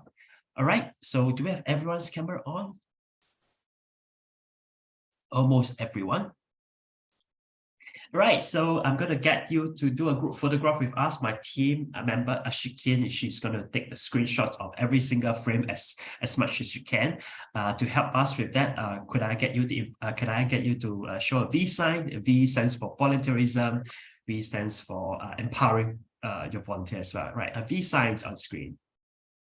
And then Ashikin, my team member, is going to start the picture. I will stop talking first. Okay, I'll take in the count of 3. 1, 2, 3. Wait, hold on. Okay, one more. 1, 2, 3. And then one last one. 1, 2, 3. Okay. Thank you so much, Ashikin. Every time when we do a volunteer management network itself and we try to do a screenshot, we realize that she has to do more and more frames as more and more people are joining the session. So it's a wonderful thing that's happening. All right, so let me just come back to our screen again. Okay. Right, so for our next speaker, you have actually heard from our 2 speakers earlier on before the break itself. Our next speaker is Mr. Ong Kai Kwan, who is the Executive Director with the Youth Corps of Singapore. Kai Kwan will actually take us through how does the YCS does its impact measurement itself, and actually using one of its many programs, Kids Learns, as a wonderful example. I've actually seen some of their slides already. As a wonderful example of why they measure impact measurement of volunteer and how and what do they go about doing that, right? So I'm going to hand over to Kai Kwan. Over to you. Thank you, Brian. Let me share my slide first. Are you able to see the slide? Yes, we can. Okay, yeah. Good morning, everybody. I'm Kai Kwan. Yeah, so I'm from the Youth Corps Singapore, not Youth Corps Singapore. Yeah, so thank you for the opportunity for me to be here to be able to share with you. What I intend to do is to spend the next 15 minutes or so to share about UCall experience. How do we go about measuring impact? I thought the sharing earlier by Chang Hoon as well as by James were excellent, and James provided a lot of resources and also used the same frame that actually he has, but more contextualized to UCall context, the why and the how and the what of what we do in UCall for impact assessment. All right, so to get this going, let me share a little bit more about UCall first. UCall is part of the National Youth Council. Under the National Youth Council, we have Outbound Singapore, UCall Singapore, and also the other HQ division. We also work closely with SCAPE, which is our sister organization. They are seated across the red box where UCall resides. Yeah, so these are the focus area for Outbound Singapore, more to build youth through outdoor adventure learning, to build them to be rugged resilience. UCall focus on service. And for SCAPE, they focus on entrepreneurship, music, dance, and arts. So for UCall, we champion youth volunteerism. Volunteerism is a means. At the end of the day, what we want to do is our youth to be active citizens and to be caring and to be a more caring society. And in a way, this also framed out how do we go about capturing our data for impact assessment. It must be aligned to the mission, like what was shared by James earlier on. All right, I'd like to start off by maybe sharing with you a short video clip about what we do in UCall.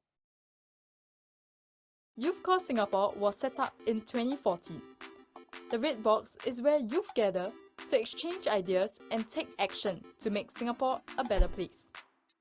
At YouthCall, we serve different causes through various programs. YouthCall provides the space to develop a deeper understanding of social issues.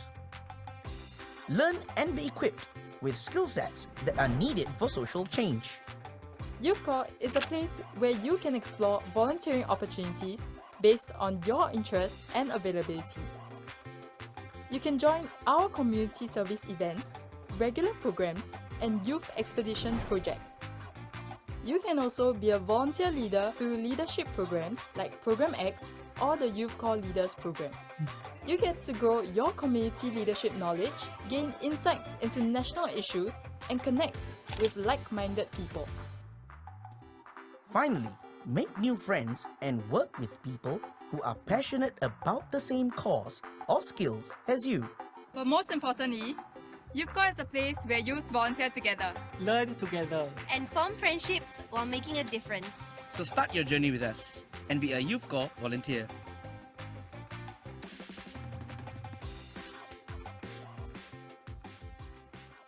All right, I hope the short video give you an overview of what we do in UCall. The four youth actually are youth leaders. In the way we typically, I think what we do is that when we want to communicate either through social media, through videos, we try to actually involve our volunteers. So this also is a way to develop them, also for them to feel that they're part of the UCall, which I think is very important because youth do believe that when they volunteer, they must have really a sense of belonging and affinity to the organization. So those are critical things, right? So open to my slide. Oh. YouthCall Singapore. Yeah. So this is the overview of what we do in UCall in terms of different programs that we run. So we have programs for people to learn, for youth to volunteer to and so to lead. Why these are critical? Because I think awareness is something that we felt that in Singapore context, not all youth knows about the social issues. So we need to build awareness. And after they're aware, then how do you get them to be involved? This is where social action comes into play, which is why we have a volunteer program for that. And for those who want to step out to do more, that's where we actually have social leadership. And the last pillar is about connecting. Opportunity for youth to connect to each other, to make friends, and to volunteer beyond the program's period. So that's where we are building social community. So this social awareness, action, leadership, and social community also in a way is so-called our theory of change. And in a way, this also guides us in terms of how we go about measuring the impact. So this I'll illustrate in subsequent slides. So I will cover three aspects similar to what James did just now, why we measure what we measure, and also how we go about measuring that. So why measure? So in UCall context, I think some of you also did share about why you measure impact. A few reasons. One is to secure resources. We need to go to the ministry to actually justify for resources. So impact is a way for us to demonstrate the value that we bring to the organization, to the ministry, and that's how we can secure resources. To engage our stakeholders, we have different stakeholders. So we have advisory committee members. So in your case, you probably will have a board if you're from a charitable organization. And also communicating to our partners, those are also important. Also volunteers. I think volunteers play a very important role. You want to retain them. You need to, in a way, demonstrate to them the impact that we are creating to the service user. In this case, the clients, we call them. So that's important. I also included the staff. I think staff at the end of the day, they all work very hard. We also need to demonstrate to them that what they are doing is of value, the impact they are creating. I think that is something that we shouldn't overlook. I think that is very important. And lastly, I think we also measure impact in our case to inform our program design, to see whether are we meeting the program objective and how do we go about adjusting and enhancing it if there are areas of gaps, for example. So those are reasons why in UCall context, we measure the impact. So what do we measure? So for UCall, earlier I shared that in our mission itself is about championing youth volunteerism to build active citizenry and a more caring society. So our focus in a way is very much towards this area, less about the impact on the service user in this case. Yeah, but we still measure that for selected program, but typically we focus a lot more on the youth who are volunteering with us. So active citizenry, we look at youth development outcomes, which I'll share later on. Some of the example of youth development outcomes we measure. And under caring society, our focus is about social cohesion. How do you, in a way, see that they come together through data that we see, and at the same time also through the values that we are shaping in them. And who are the target audience? Also is important because when you do the impact assessment, you need to know who are you communicating with. So, for example, you are communicating with the management level. In my case, the ministry. I'll give them the macro impact assessment. But when I go down to the details of each of the program indicator to share with the stakeholders, be it the partners or volunteers, those are very micro data, the post-program indicators, right? And I also want to qualify that while we can do all the measurements, those are very much quantitative measurements. It's also important for us to augment with qualitative feedback. I think that's critical because quantitative data will not be able to paint you the full picture. So we need to augment with qualitative feedback. And those are open-ended questions that we typically will collect. And based on things that we observe on the ground, we can capture those things. Right, so this is an example of the youth development outcome that we do have in NYC. So for UCall, typically those areas that we look at are those highlighted in red. So those are the macro data that we actually do take a look. We also cover the other aspect, but not as much. But in these all programs that we have covered, those are highlighted outlined in red. And under each of these outcomes that we do have, we will have then survey questions that is in a way designed to be able to achieve in measuring the different sub-elements. Yeah, which I'll share some of the examples later on. And for us, when we communicate to the ministry, we actually use both output as well as outcome indicators. This is just an example of some of the outcomes indicator and output indicators that we do have under the outcome indicators. Depending on the type of programs that we run, we will do different measurements. But as a whole, we will consolidate all the indicators to cover these 5 areas into the commitment to Singapore, how open they are to diversity, civic engagement level, leadership skills, and positive experience. And the output data are just standard data that we do collect. We don't just collect in terms of volunteers, but we also collect in terms of the leaders actually who are trained. Because we do think that leadership focus is important because they are ultimately going to be a multiplier for us to reach out to more youth. And in UCall, our value proposition, these are 3 areas that we have. We want to be a capability builder to nurture our youth leaders and volunteers to be a purpose-driven, practical innovators, rallying force, and architects of lasting change. Basically, when we talk about architects of lasting change, we want them to come up with programs that are in a way sustainable. They also want to sustain their volunteerism effort. We are also a civic service enabler to provide opportunity for youth to serve beyond the school days in different communities.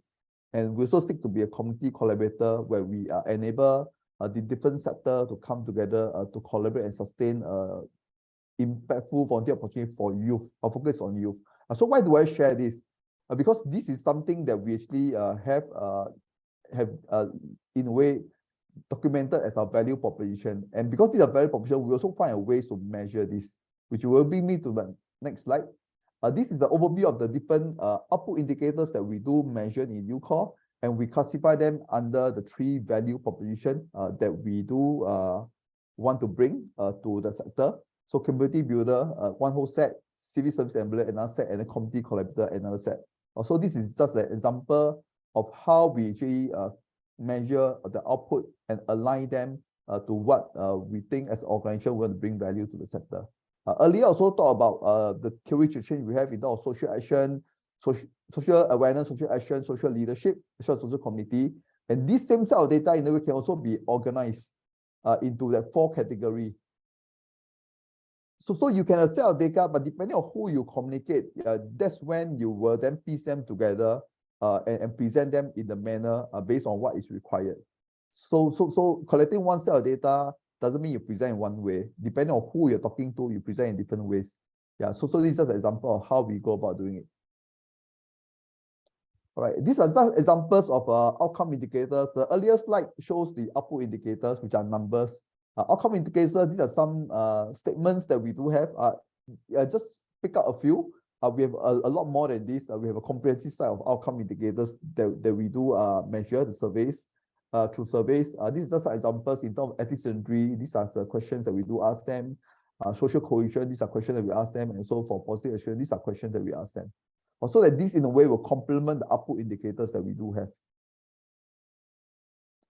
I'd like to maybe just to share example of a program indicator. So earlier I mentioned those indicators are very much at the macro level. We amalgamate them together. But when we look at individual programs, we also want to find a way to make sure that we are collecting information, not just to for it to fit into the macro indicator, but also for us to take a look at the program, whether is it meeting the intended objective. So last year I have is a Kids Learn program, which we piloted in March last year. We started with 2 sites. Now we are in 4 sites and moving on to 5 sites soon. And then you grow a few more sites because the demand actually is pretty high. Basically, what we do is that we actually develop this program, which is an 8 weeks program per term. 1 year, there are 4 terms. And through this program, we actually wanted to find ways to engage and befriend the children to improve some basic literacy skills so that when they go to P1, they are probably a little bit more literate because some of them do lag behind. That was a gap that we actually do find out from the partners that we actually talked to. The content we have actually is using an app from Khan Academy app. And we also, in a way, a content specialist to come in to, in a way, put together the different modules that is in the app so that it's, in a way, suitable for Singapore context. And then with this, what it means that the role of the volunteers is not just about teaching, which can be quite challenging to teach them to teach, but it's then they're using the app to guide the children to learn those things. And at the same time, they also will act as a big brother, big sister to befriend the children, to engage them, and so give them the dedicated support that's needed. Also, that's a program that we run. I would like to share with you some examples of things that we have been collecting. So what are the things that we do measure in this case? We measure for youth volunteers, the number of people that's trained. We call them befrienders for those who are just befriending, those who play a leadership role. We call them coordinators, and we also measure the youth development outcomes, the survey question that I mentioned earlier on. And in this case, because we're working on the children program, and this is a pilot that we did, we also want to know what is the impact of the program on children, not just in terms of number, but the actual impact that we do have. We typically don't do impact assessment for service user, but in this case, we decided that we should do this because this is a program that we're piloting. We want to make sure that it's in a way achieving the intended objective first before we think about scaling out.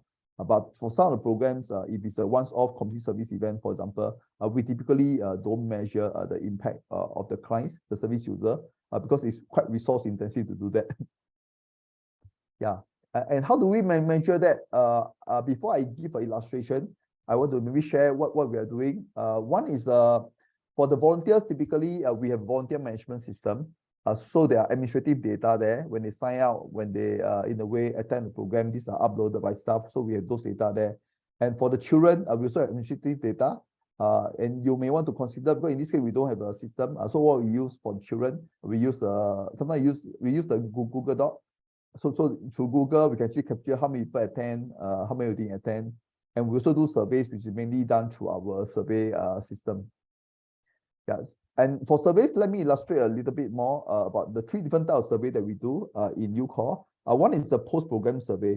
Basically, if it's a once-off event, we do a post-program. So that means only one time. We also do pre-post survey and longitudinal survey, which goes beyond the program period. So, example, for the first one, a post-program survey, a once-off event, typically a comm service event, we do that. A pre-post program is when we do it for regular program, where it's over a period of time. We'll see what's the impact over time. Longitudinal survey for leadership program, where we pump in a little bit more resources. We want to see how they're performing pre, post, and then maybe sometimes 1 year post program. How are they doing? Are they in a way still involved in volunteering? Are they applying what they learn through the programs? Also, these are the 3 different types of surveys that we do. All right. Okay, hang again. Let me check. Okay, before I share example, I want to maybe highlight some challenges that typically we will face. Yeah, I think many of times when we first started this journey, the data are incomplete.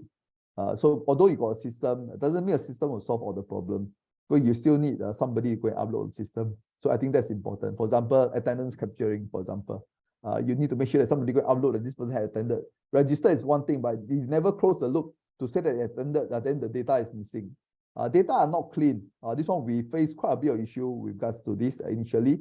When we talk about data are not clean, for example, it could be a case where you use different terminology. When you use different terminology, people may not have the same interpretation of what it means. Yeah, so those are examples of data not clean. Or it could be a case where the same term is being used, but it means different people to different people. It means different meaning to different people, and they interpret it differently. So end up you have the same data. The data field is correct but then when people fill it in, they fill it differently. For example, number of youth leaders. How do you define youth leaders? For example, some people define it differently from the rest. Some define based on leadership role. Some define based on the programs that they were attended. Yeah. So those are issues that we do face when initially data not clean. And I must say that it can be very laborious. It can be very laborious in doing this. And when you all share about no time, no resources, these are really very, very real. Right. So how do we go about addressing that? I'll share some examples. This is an example of a dashboard that we have created for the Kids Learn program. What we do is that when this dashboard, we use the Power BI. So I mean, I'm quite blessed that I have a staff who is very much into Power BI. And once the data are collected in the survey system, they export it onto the Power BI. And for the Power BI, once the dashboard is created, it will automatically generate the surveys findings into a dashboard. So these are example of pre and post program survey.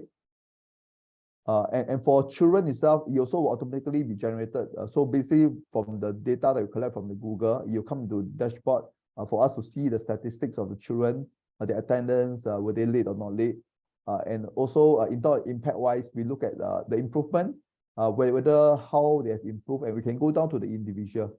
Also, typically, you need to train a volunteer to fill in the data, and once a volunteer fill in the data using Google Doc in this case, then this data will be populated onto the Power BI dashboard. And we can also, in a way, measure the progress of every single kid in terms of how attentive they are, their mood, their mastery, and things like that. So these are just examples of how we can use a dashboard.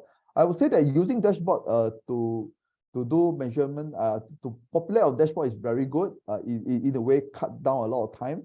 But to create in the first instance is time consuming. So you should only do it for programs that is going to be enduring, that will last for a while, and for impacts that you intend to measure for a long while. But if it's a once-off, I'll suggest maybe not lah.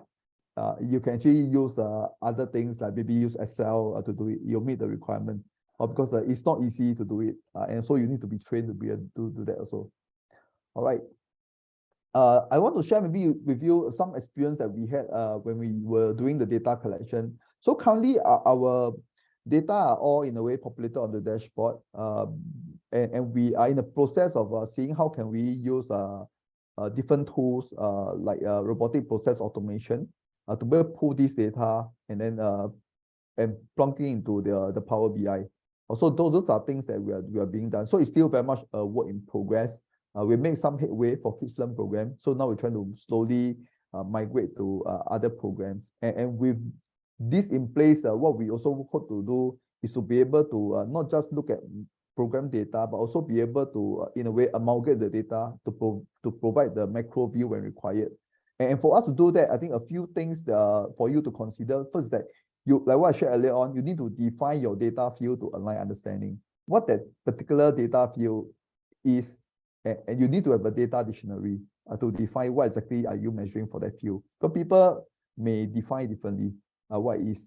So for example, I talk about youth and youth leaders just now. So that's one example. Yeah. And also, if you can avoid free text to reduce data entry error. So people sometimes when they key in things, they will have typo error, right? So if you have free text, you are subject to error, but if you have drop-down box for them to, in a way, select will be useful.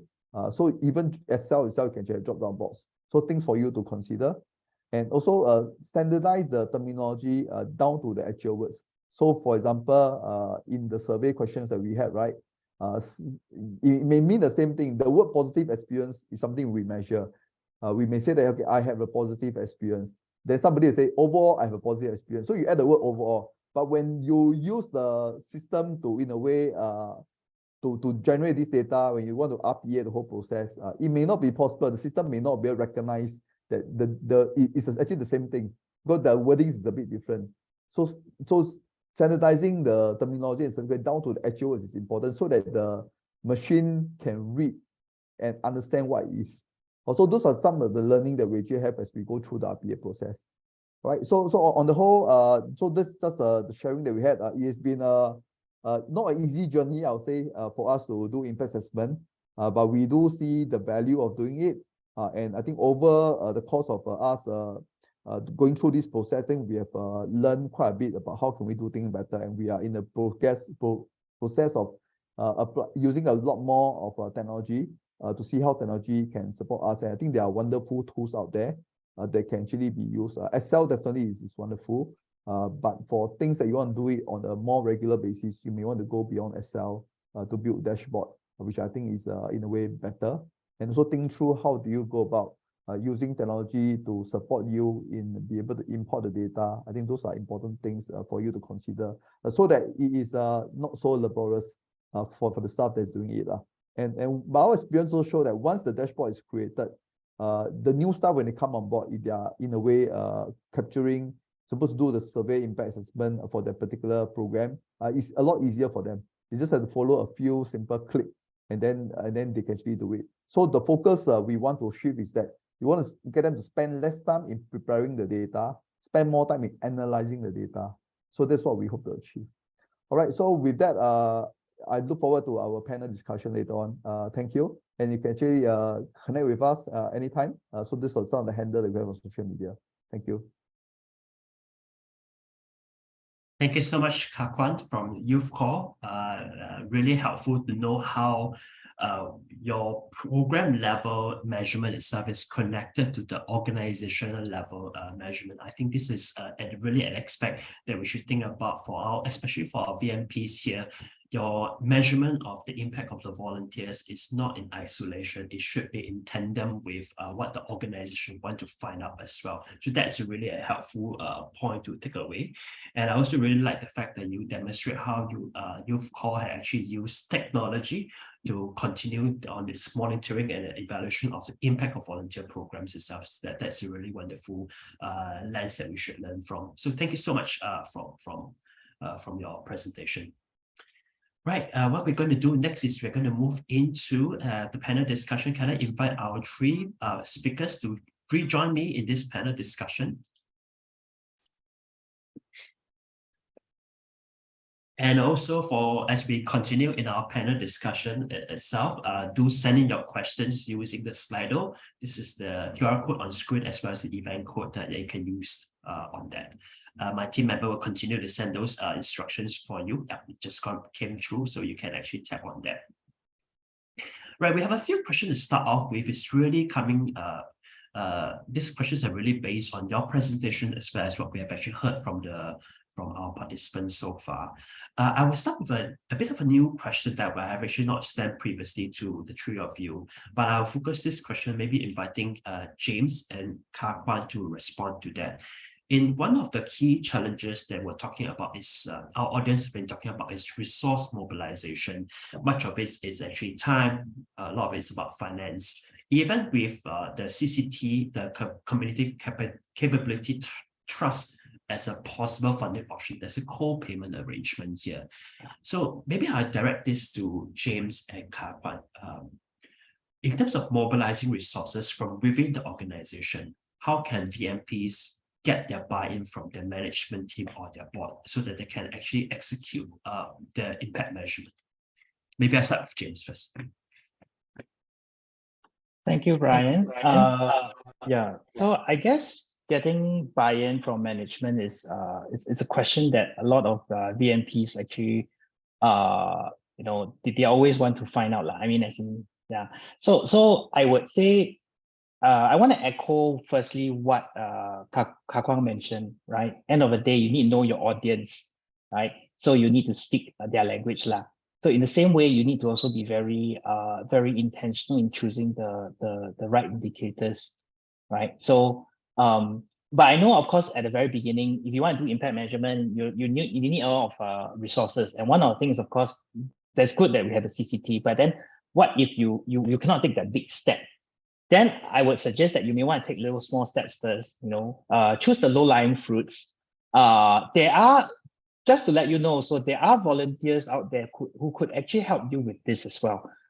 So those of you who actually set in, I shared in another session about the volunteer continuity plan. There are volunteers actually that we at Shine, we actually do partner them on a very strategic level, in a very, so in terms of like this kind of things in strategic thinking and impact measurement, all this kind of things. So we are currently also working with a group of student consultants, all right, from another another student body.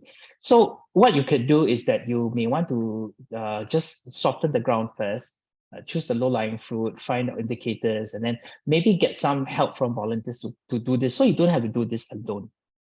And then, demonstrate some of these indicators to the management, and then eventually, let them know that there is funding available for it.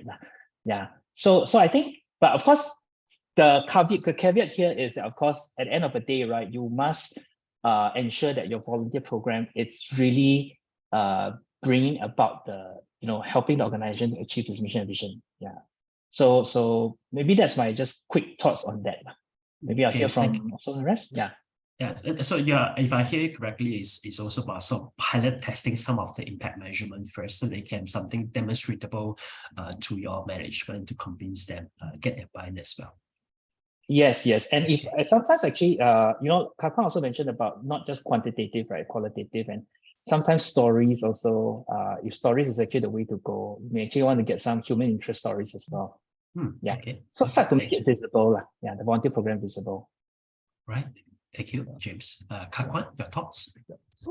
So I think I agree with what James shared. I think first of all, we need to know what are things that your management is looking at. And then from there, you determine which are the low-hanging fruits in terms of the data that you can collect quite easily and demonstrate to them. We don't have to start off with a very, by using a system. It can be just starting off somewhere, using just simple Google form to collect the data, and then they don't using Excel to generate some charts. And once the management see the buy-in, I think that's when you can actually put forth a case for them to embrace this in a bigger way. And I think it's not just also getting management buy-in, also the other stakeholder, the staff buy-in. They need to see the value of doing it. So in new core context, I mean, I do get the staff to do this initially, so it's one team to do it, and then later on we use the staff to demonstrate what they've done to the rest of the teams, so as to get the buy-in from the rest. So typically, I think really buy-in need to be not just from management that will give the resources, but also from the staff. But it's additional work initially. Okay. Yeah, but it's meaningful work lah. So it's not work that is in a way wasted or not meaningful. That's really helpful. Maybe I'll ask you from the perspective of an executive director. If you, I mean, it's wonderful you have some initial data, you can show it to you, they tell you that, you know, this is the impact created by volunteers. We need more resources to impact, to measure more. What will be useful from a lens to help you to understand that it is important to invest more resources into it, whether it's time, manpower, or money? What will be something that will help VMPs to convince their leaders?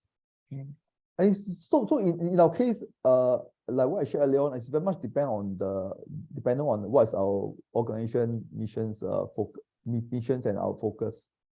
So those are things that we're concerned about. That's why if we do not have this, what I would like to do is to be able to understand how are they meeting our mission, how are we developing our youth to be active citizens, how are we creating a more caring society. So if they can demonstrate to me that these are the value that we have created through the impact assessment, I think that's where I'll be keen to in a way invest resources to do that lah. So I think the bottom line is we must know what is the focus for the management, what's the focus for the organization. And with that itself, if the indicators can measure that, I think definitely the buy-in will be there lah. So that's my sense. Of course, they also need to balance the resource requirement. Yeah. So those are things that they will need to consider. But we can always start small and slowly, progressively review on. Like the indicators that we have, it's not a case where we have it straight away from the onset. It's developed over time. We have more and more this indicator, and as we analyze the data a bit more, we're like, hey, there's a lot more things that we're doing. So those are things that is still very much a work in progress. We are like discovering new things that we can actually take a look at the data. Yeah, for example, one thing that we're looking at now is to see with the data that we have, the administrative data, how do we know who is volunteering more, who's volunteering less, and for those who are volunteering less, then how do we maybe can find a way to reach out to them, to encourage them to nudge behavior. So those are areas that we're looking into for the next phase as we look at the impact assessment. How can we shape behavior of the youth through all the administrative data that we have beyond the survey data? Awesome. I direct my question next to Chen Hun. Earlier on, Kah Kwan and James talk about the two stakeholders, the management as well as the staff, the fellow staff member, right? These are the stakeholders. What are the other stakeholders that you have in mind, and why would these stakeholders be interested in impact of volunteers?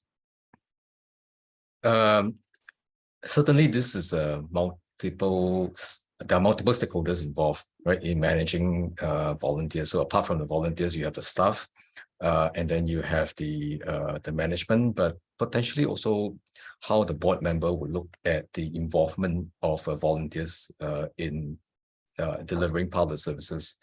And I think the important point here is that all of them should see volunteers as essentially part of the organization, not something that is dispensable. And the way to look at it is that if you feel that the volunteers should be involved at some point or rather in charting, for example, some of the strategic direction of how the programs are run, where should the services be moving forward to, I think that will be a good sign of whether the organization as a whole, including the beneficiary, including the staff, including the board members, how they see the participation of the volunteers. And if they view them as not just another resource that you can be replaced, and in fact, it should be part of your manpower, they should be sent for training, they should be engaged or consulted in how those programs and services should be delivered, then that will be a good start to embed them in part of the workforce that they have within the organization. Thank you so much. So it's apart from the staff, the management, it's also the volunteers as well as the board itself. These are key stakeholders that we should look into. James, you mentioned, I think in your presentation or in our preparation meeting itself, you wish that one day you would see that funders sees the value of volunteers and hence also include for example, the costs, the resources needed to manage volunteers, and also measuring volunteers' impact. You want to say a little bit more about that? Yeah, definitely. I mean, I've always seen that, like I mentioned, the number of volunteers that typically we actually manage. If you look at the volunteer manager, the VMPs, right? Typically one person manages quite a number of volunteers, and usually it's more than number of staff. And if you really want to do volunteer partnerships well, right? I mean, the whole process of it, from risk management to role design, to outreach, marketing, selection, proper selection, interview, training, performance management. It requires a lot of time, right? It's not just sitting there and the volunteer comes in, sign attendance, and then there's you need letter to say how many hours you did I do for you. So proper volunteer strategic volunteer partnerships requires quite a bit of manpower, and it will be good if one day organizations can actually even have like a team looking into it.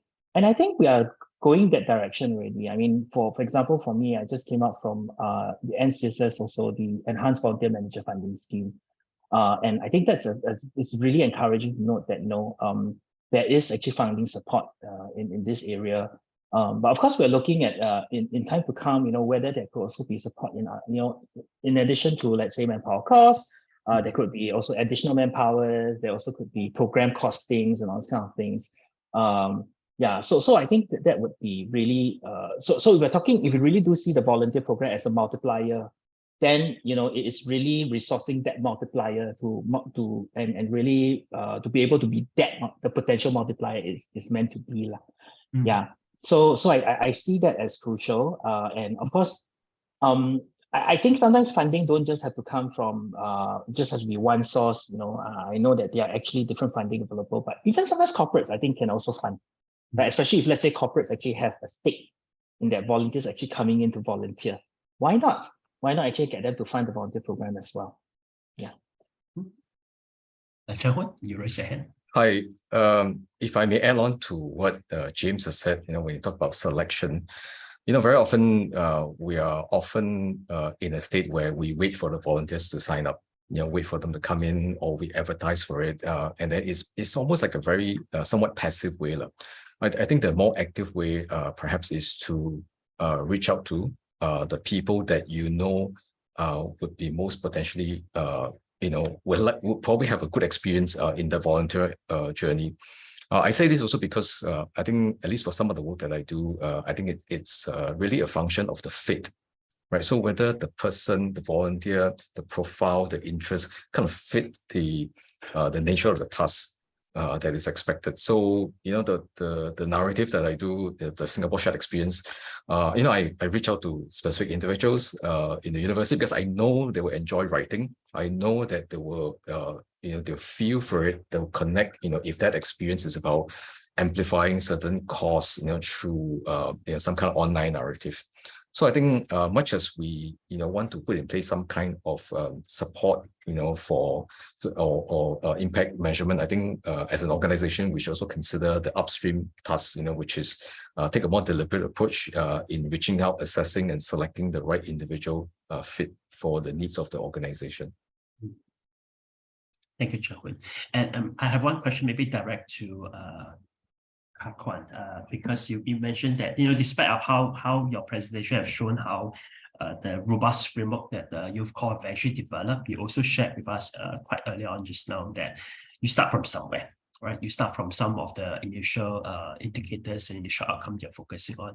So maybe for the benefit of many of the SSAs who are very new to the idea of impact measurement, what would you recommend them to start with in terms of measuring outcomes for volunteer involvement?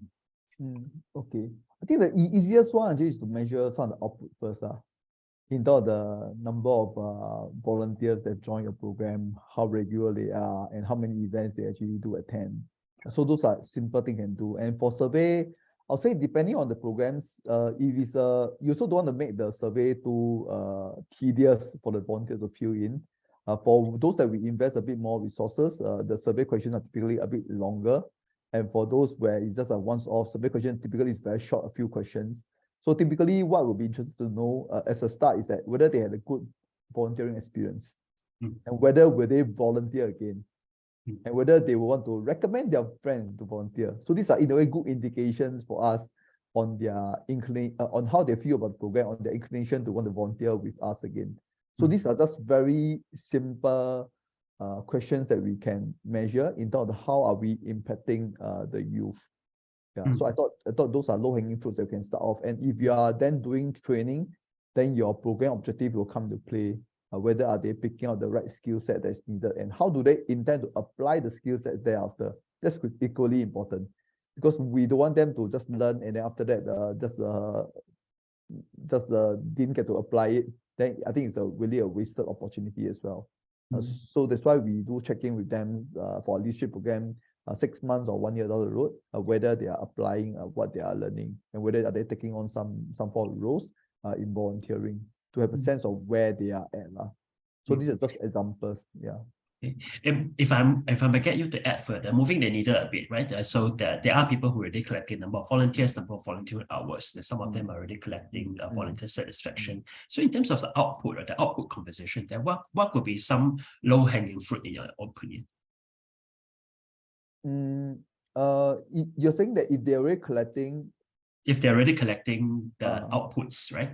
So moving into outcomes, what would be some low-hanging fruit that in your own experience, in your core experience, is a good starting point? Okay, I think if you're already collecting the output and the data are there, you can actually spend a bit more time, maybe you may not need to go to the outcome first, you can actually spend a bit of time to analyze the data and what the data is telling you about the output. So those will be quite useful. Are you attracting maybe a certain profile of volunteers? And whether the volunteers is really meeting your organization requirements? Like Kenta just now, Chang Hu was mentioning about selecting the right volunteers. I think that is so critical. And also your profile, whether they more the older one or the younger one. And then if you're happy with where they are, or if there are gaps, then how do you go about intervening? So those are in a way things that you can look at. So for example, in youth context, we cater to youth from 15 to 35 years old. But my data is showing me that the bulk of my volunteers are 15 to 25. So I'm not able to reach out to the 25 to 35 as much as the 15 to 25. So if we want to move on to that group, then we will in a way see how can we spend a bit more effort and energy to understand how to reach out to them. So those are things that we can do in terms of looking at the volunteers profile as a whole. Yeah. So you're recommending that we can look into the output data that people have been collecting first as a starting point, yeah? Yeah, that's something you can do to maybe get a hang of analyzing the data and see how the data can inform your decision making. So I'll say impact assessment, the starting point is that you must be interested in using data analytics to inform the work that you do. I thought that in a way the two work together. Okay, awesome. We have a few questions coming in from the audience. I think let's go into taking in the questions from the audience. There's one particular one upvoted by 8 persons, so I'm going to start with that. The question is, how do we measure the correct amount of incentive for volunteers? Taking into account the increased expectation of volunteers, they're tech-savvy, they're taking the initiative, they're also being more articulated, and also external factors, say increase in transportation and food costs. I mean, the question is surrounding the correct amount of incentive for volunteers, but maybe I can also expand it to think about, the rewards or the acknowledgement of volunteers' efforts. So maybe I'll go to James on this question itself. What's your thought on that? Okay, I think it's a question that that actually gets revisited once in a while, right? I believe the question is about giving like certain kind of reimbursement or allowance, for example, to volunteers, right? Now I come from, maybe for me, I come from an organization where the volunteer pool is actually quite large. So let's say, for example, at the time, I was actually with multi-service organization like Care Corner and Salvation Army. So one of the major things I have is, of course, first thing is the budget, right? Whether do I have the budget to actually do it? The second thing is, of course, the consistency. So you see, the thing is that once you do it to one group of volunteers, you have to manage the dynamics and the expectation of the other group of volunteers. And you not only need to be consistent across groups, right? You also need to be consistent across time. So before you actually make that decision to want to actually provide the allowance or reimbursement, which I know it comes from very good intentions of saying that, we want to actually kind of like offset some of the transport costs or food costs, that you incur coming to volunteer. But I think the important question down here is that then quite a lot of questions will come in. Is like, one, can you keep it consistent across the volunteer groups? Can you keep it consistent across time? And do you actually also have the capability and the bandwidth to handle the paperwork, right? Because there's definitely going to be a lot of paperwork. You need an account for the money and all this kind of things. So I think these are just some important questions to ask yourself first before you go into that. Volunteer in its general sense, it means to say that without any expectations of any kind of reimbursement with regards to monetary or non-monetary, right? So my view, because like I say, I come from a bigger organization, a bigger pool of volunteers, it's hard to just make the decision for one group. Yeah, and not to have a kind of like a cascading effect to the other group. So, I kind of take it more carefully. But if you come from a organization with a very small group of volunteers and, they play very, very specialized roles, then you may want to actually consider doing that. Yeah, if you can upkeep that. Yeah. Okay. Thank you so much, James. Maybe I can chip in on this. So I think for the youth perspective, right, what we did is that we study what motivates youth to want to volunteer. And a few of the findings that we have based on this surveys that's been done is that you volunteer because they want to make a difference. So that's why measuring the impact is important, how they're impacting the clients, how they value adding to the work the organization is doing is very important. So making a difference is important. Youth also volunteer because they want to grow. So learning and development is important, particularly for those from 15 to 25 years old, especially so. Also, so we need to make sure that they have opportunity for them to grow. So in YouCall context, what we've done that we have a pathway for youth, so they can start off with just a normal volunteer befriender. Then they'll pick up some leadership skill. They can attend to become a volunteer coordinator. Then they can join our leadership programs, so that the opportunity for them to continue to grow and to be equipped as they are volunteering, taking on different responsibilities. And these are useful life skills that's also transferable even when they go to the workforce. Youth also volunteers because they want to make friends. So bonding them together has to be deliberate to bring them together. And we know that Singapore is quite, I think Singaporeans, sometimes we also need to recognize them. So recognizing them, I think is critical so that they actually feel that, hey, the work they do is meaningful. So we do organize, which I believe many organizations does, is you have volunteer appreciation to organize events to recognize them. We also are deliberate from time to time. We also allow them, those active volunteer who are in the different cluster under our Connect pillar, to get them to be able to have some bonding session together. We just pay for some food for them to come together. So those are things that we're doing. So then question that then do we pay them lah? So by volunteer definition, we shouldn't be paying them. I mean, by purely sense but there will be cases where we may want to give them some stipend sometimes, depending on what role they do. So for example, if somebody is going to and they're for the disadvantaged family, and for them when they want to volunteer, the opportunity cost may be very high. So you may need to pay some stipends. But we need to be mindful, if you pay this person, then how about the rest? So those are things that we need to then figure out what is the best way to do it. Thank you so much, not an easy answer. Brian, can I just chime in very quickly? Yes, please. Actually you can reward them by sharing what they have done on social media. I mean, I think a lot of the youth, well, I wouldn't just say youth, but a lot of volunteers, they want to be recognized. They want to be, they shouldn't like to be shown that appreciated. So at least if you talk about some of the work they've done in the media, social media, right? I think a lot of them will feel very appreciated because at the end of the day, it's not really the monetary incentive. It's more about being the recognition. So indeed, I mean, when you talk about all that, the dollars and cents, it doesn't really add up because they are by definition volunteers, so they don't really, or they shouldn't be getting too much of that allowance. But it's always about the the incentives that the management show appreciation. So whether it's just take them to a lunch, after the event and so on. I think those are little things that make a difference, and people would most of the time would appreciate that.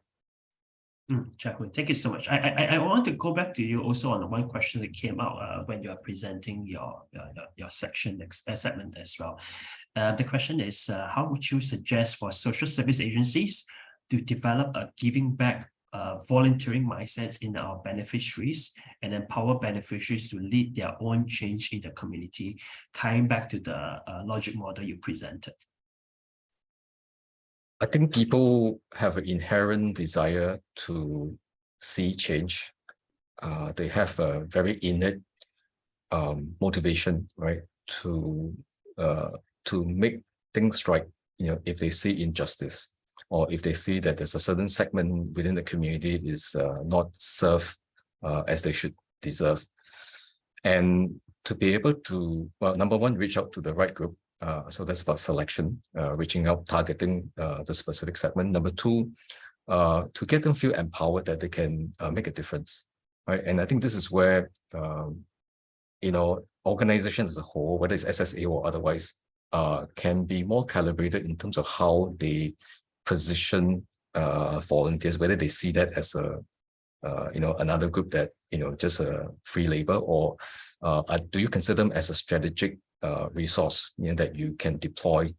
And very often, I think it's that the organizational mindset is the stumbling block. I mean, a lot of participants here talk about resources, right, or the lack of resources for not getting the things done. But the reason, in my view, is not necessarily just the lack of resource, but the mindset of the senior management in whether they feel comfortable working very closely with the volunteers to see them as essentially part of the human resource, right? I think that is the main one of the main obstacles I would imagine. So if there is a way where the senior management can be, I would say, more enlightened in how they would engage the volunteers to see them as an integral human capital, as opposed to another group that can come in and provide the free labor. That will be one important step forward. And getting right volunteers, it's almost inevitable, because you got to find the people with the right alignment to the mission, not just to the mission of the organization, but also alignment with what the person can do best. What the volunteers can do best. And if you can kind of create that alignment, then I think the stars will be all aligned, and it will make the job a lot easier in reaching out to in getting the volunteers excited about the mission. So if I hear correctly, whether they are beneficiaries, current or ex-beneficiaries, is really about the selection and identify the suitable people to be a volunteer of the organizations. Okay. That's right. That's right. Yeah. Right. Maybe I'll get the three of you to answer this question really quickly, because we are mindful of time itself. For smaller charities with fewer staff, I'll combine this question. What are some of the external resources that could help them in measuring the impact of volunteers? Sorry, James first. Okay, so I go back to, I always say that volunteer management practitioners, right, VMPs are always getting volunteers for other people, right? What about getting volunteers for yourself? So in this case, it doesn't matter whether you're big or small. I think one of the more expert gurus, like volunteer management gurus, once mentioned before that in the organization, you're actually the one with the most power to go. You have the right to go into community to access any skill. You are the person who actually has that power. So, nothing stops you from really going out there and talking to people, even like what Chan Hong mentioned, right? Do targeted recruitment, approach certain people who might be interested in research, or somehow when you just put a note out, on giving.sg or whatever, and recruit the volunteer in. But get a volunteer. I mean, maybe if you are very new to it, you are not sure, get two. I don't think you want to get a big group of people, because then I think it's very hard to get them to work together with you, because everybody is it's like the forming stage, and the storming stage of a group. So maybe just having 1 or 2 person brainstorm, and then do some of the legwork. I think that's something you may want to consider. You may also want to consider looking internally for champions that really believe the work that you do and really getting them to just come alongside with you. Yeah. I think that's a really good point, right? VMPs often look for volunteers for the others, for their own program and services, but rarely for their own volunteer management. That's something that we can definitely tap on. Chan-Hoon? I think they should consider harnessing the power from social media. I think the landscape has certainly evolved a lot in the last 10, 15 years where, it's not just always a large, philanthropic organizations that bring in volunteers, but even the smaller ones, they're able to change and scale up quite quickly. And a big part of it is owing to the fact that they're able to reach out to a wider group of audience, be more calibrated, go specific to the group that you are more likely to have a good return. Right. So to use that, as a way to market what that whole experience, the voluntary experience, can bring about. So I would suggest that for smaller SSAs, do consider expanding the repertoire of how you can reach out to the different target groups. Of course, social media will be one channel. Yeah, I agree with both of them that I think there are a lot of expertise out there now. I think data analytics skills, I think, is something that that many people do have nowadays. So in the corporate sector, I think they do use data. So that's one group can go into the corporate. Another thing that comes to my mind is that in school, actually in tertiary institution, they also teach data analytics, and many of times they're also looking for projects, right? So if the SSA wants to, you can actually reach out to some of these schools to see whether they'll be keen to maybe embark on a project, maybe 3 to 6 months project. But it also means that the staff would need to spend some time guiding sharing with the youth what the organization is about, and also need to talk through with them what are things that they like to consider measuring, and they can then put together something. So I think those are resources that actually tap on.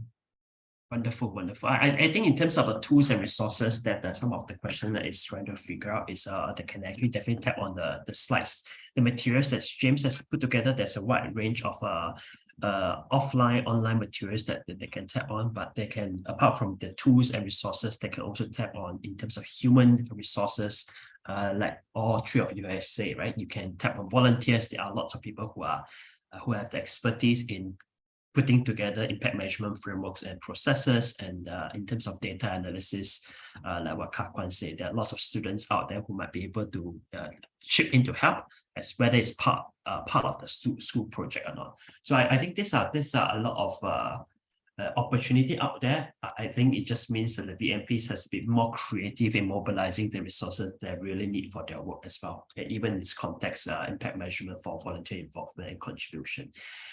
Do join me in thanking three of our speakers, Kak Kwan, James, and Chan-Hoon, for sharing their perspective and joining us in this panel discussion. Thank you so much, everyone. Right, I'm going to, if there's any questions that you feel like it's not that's not directed to the speakers and you want to find out a little bit more from the NCSS team, do reach out to them. This is the email address of the NCSS Volunteer Resource Optimization Team. I'm going to leave it there on screen for a bit, right? You probably have been receiving a lot of communication materials from them as well. So keep in connection with them.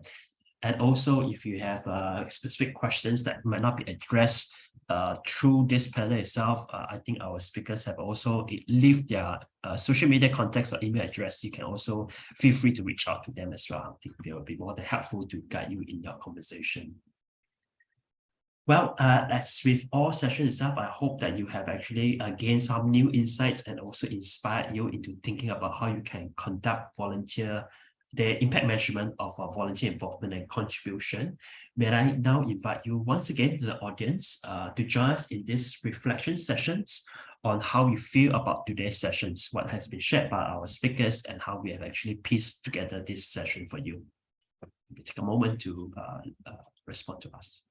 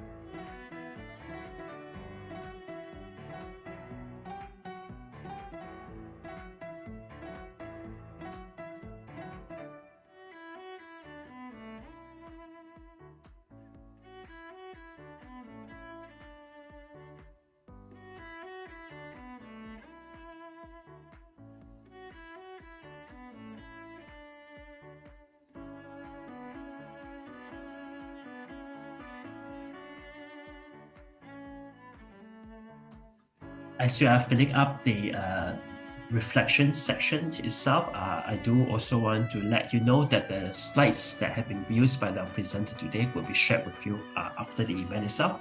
There will also be a link for this live recording, so you get to revisit some of the key talking points that our speakers have covered in case you missed anything.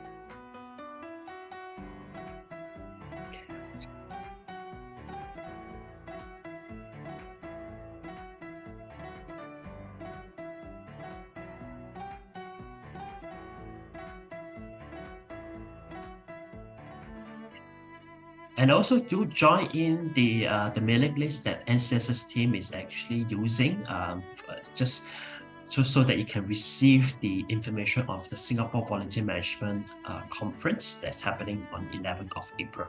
So that is the date itself. And you can join the mailing list so that you can receive the latest information on how to get registered for the event.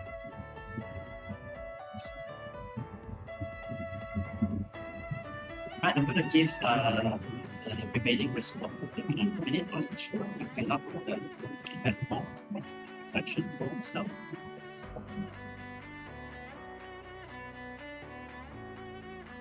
All right, so again, this is the QR code for you to scan or the link for you to go online to join the mailing list itself.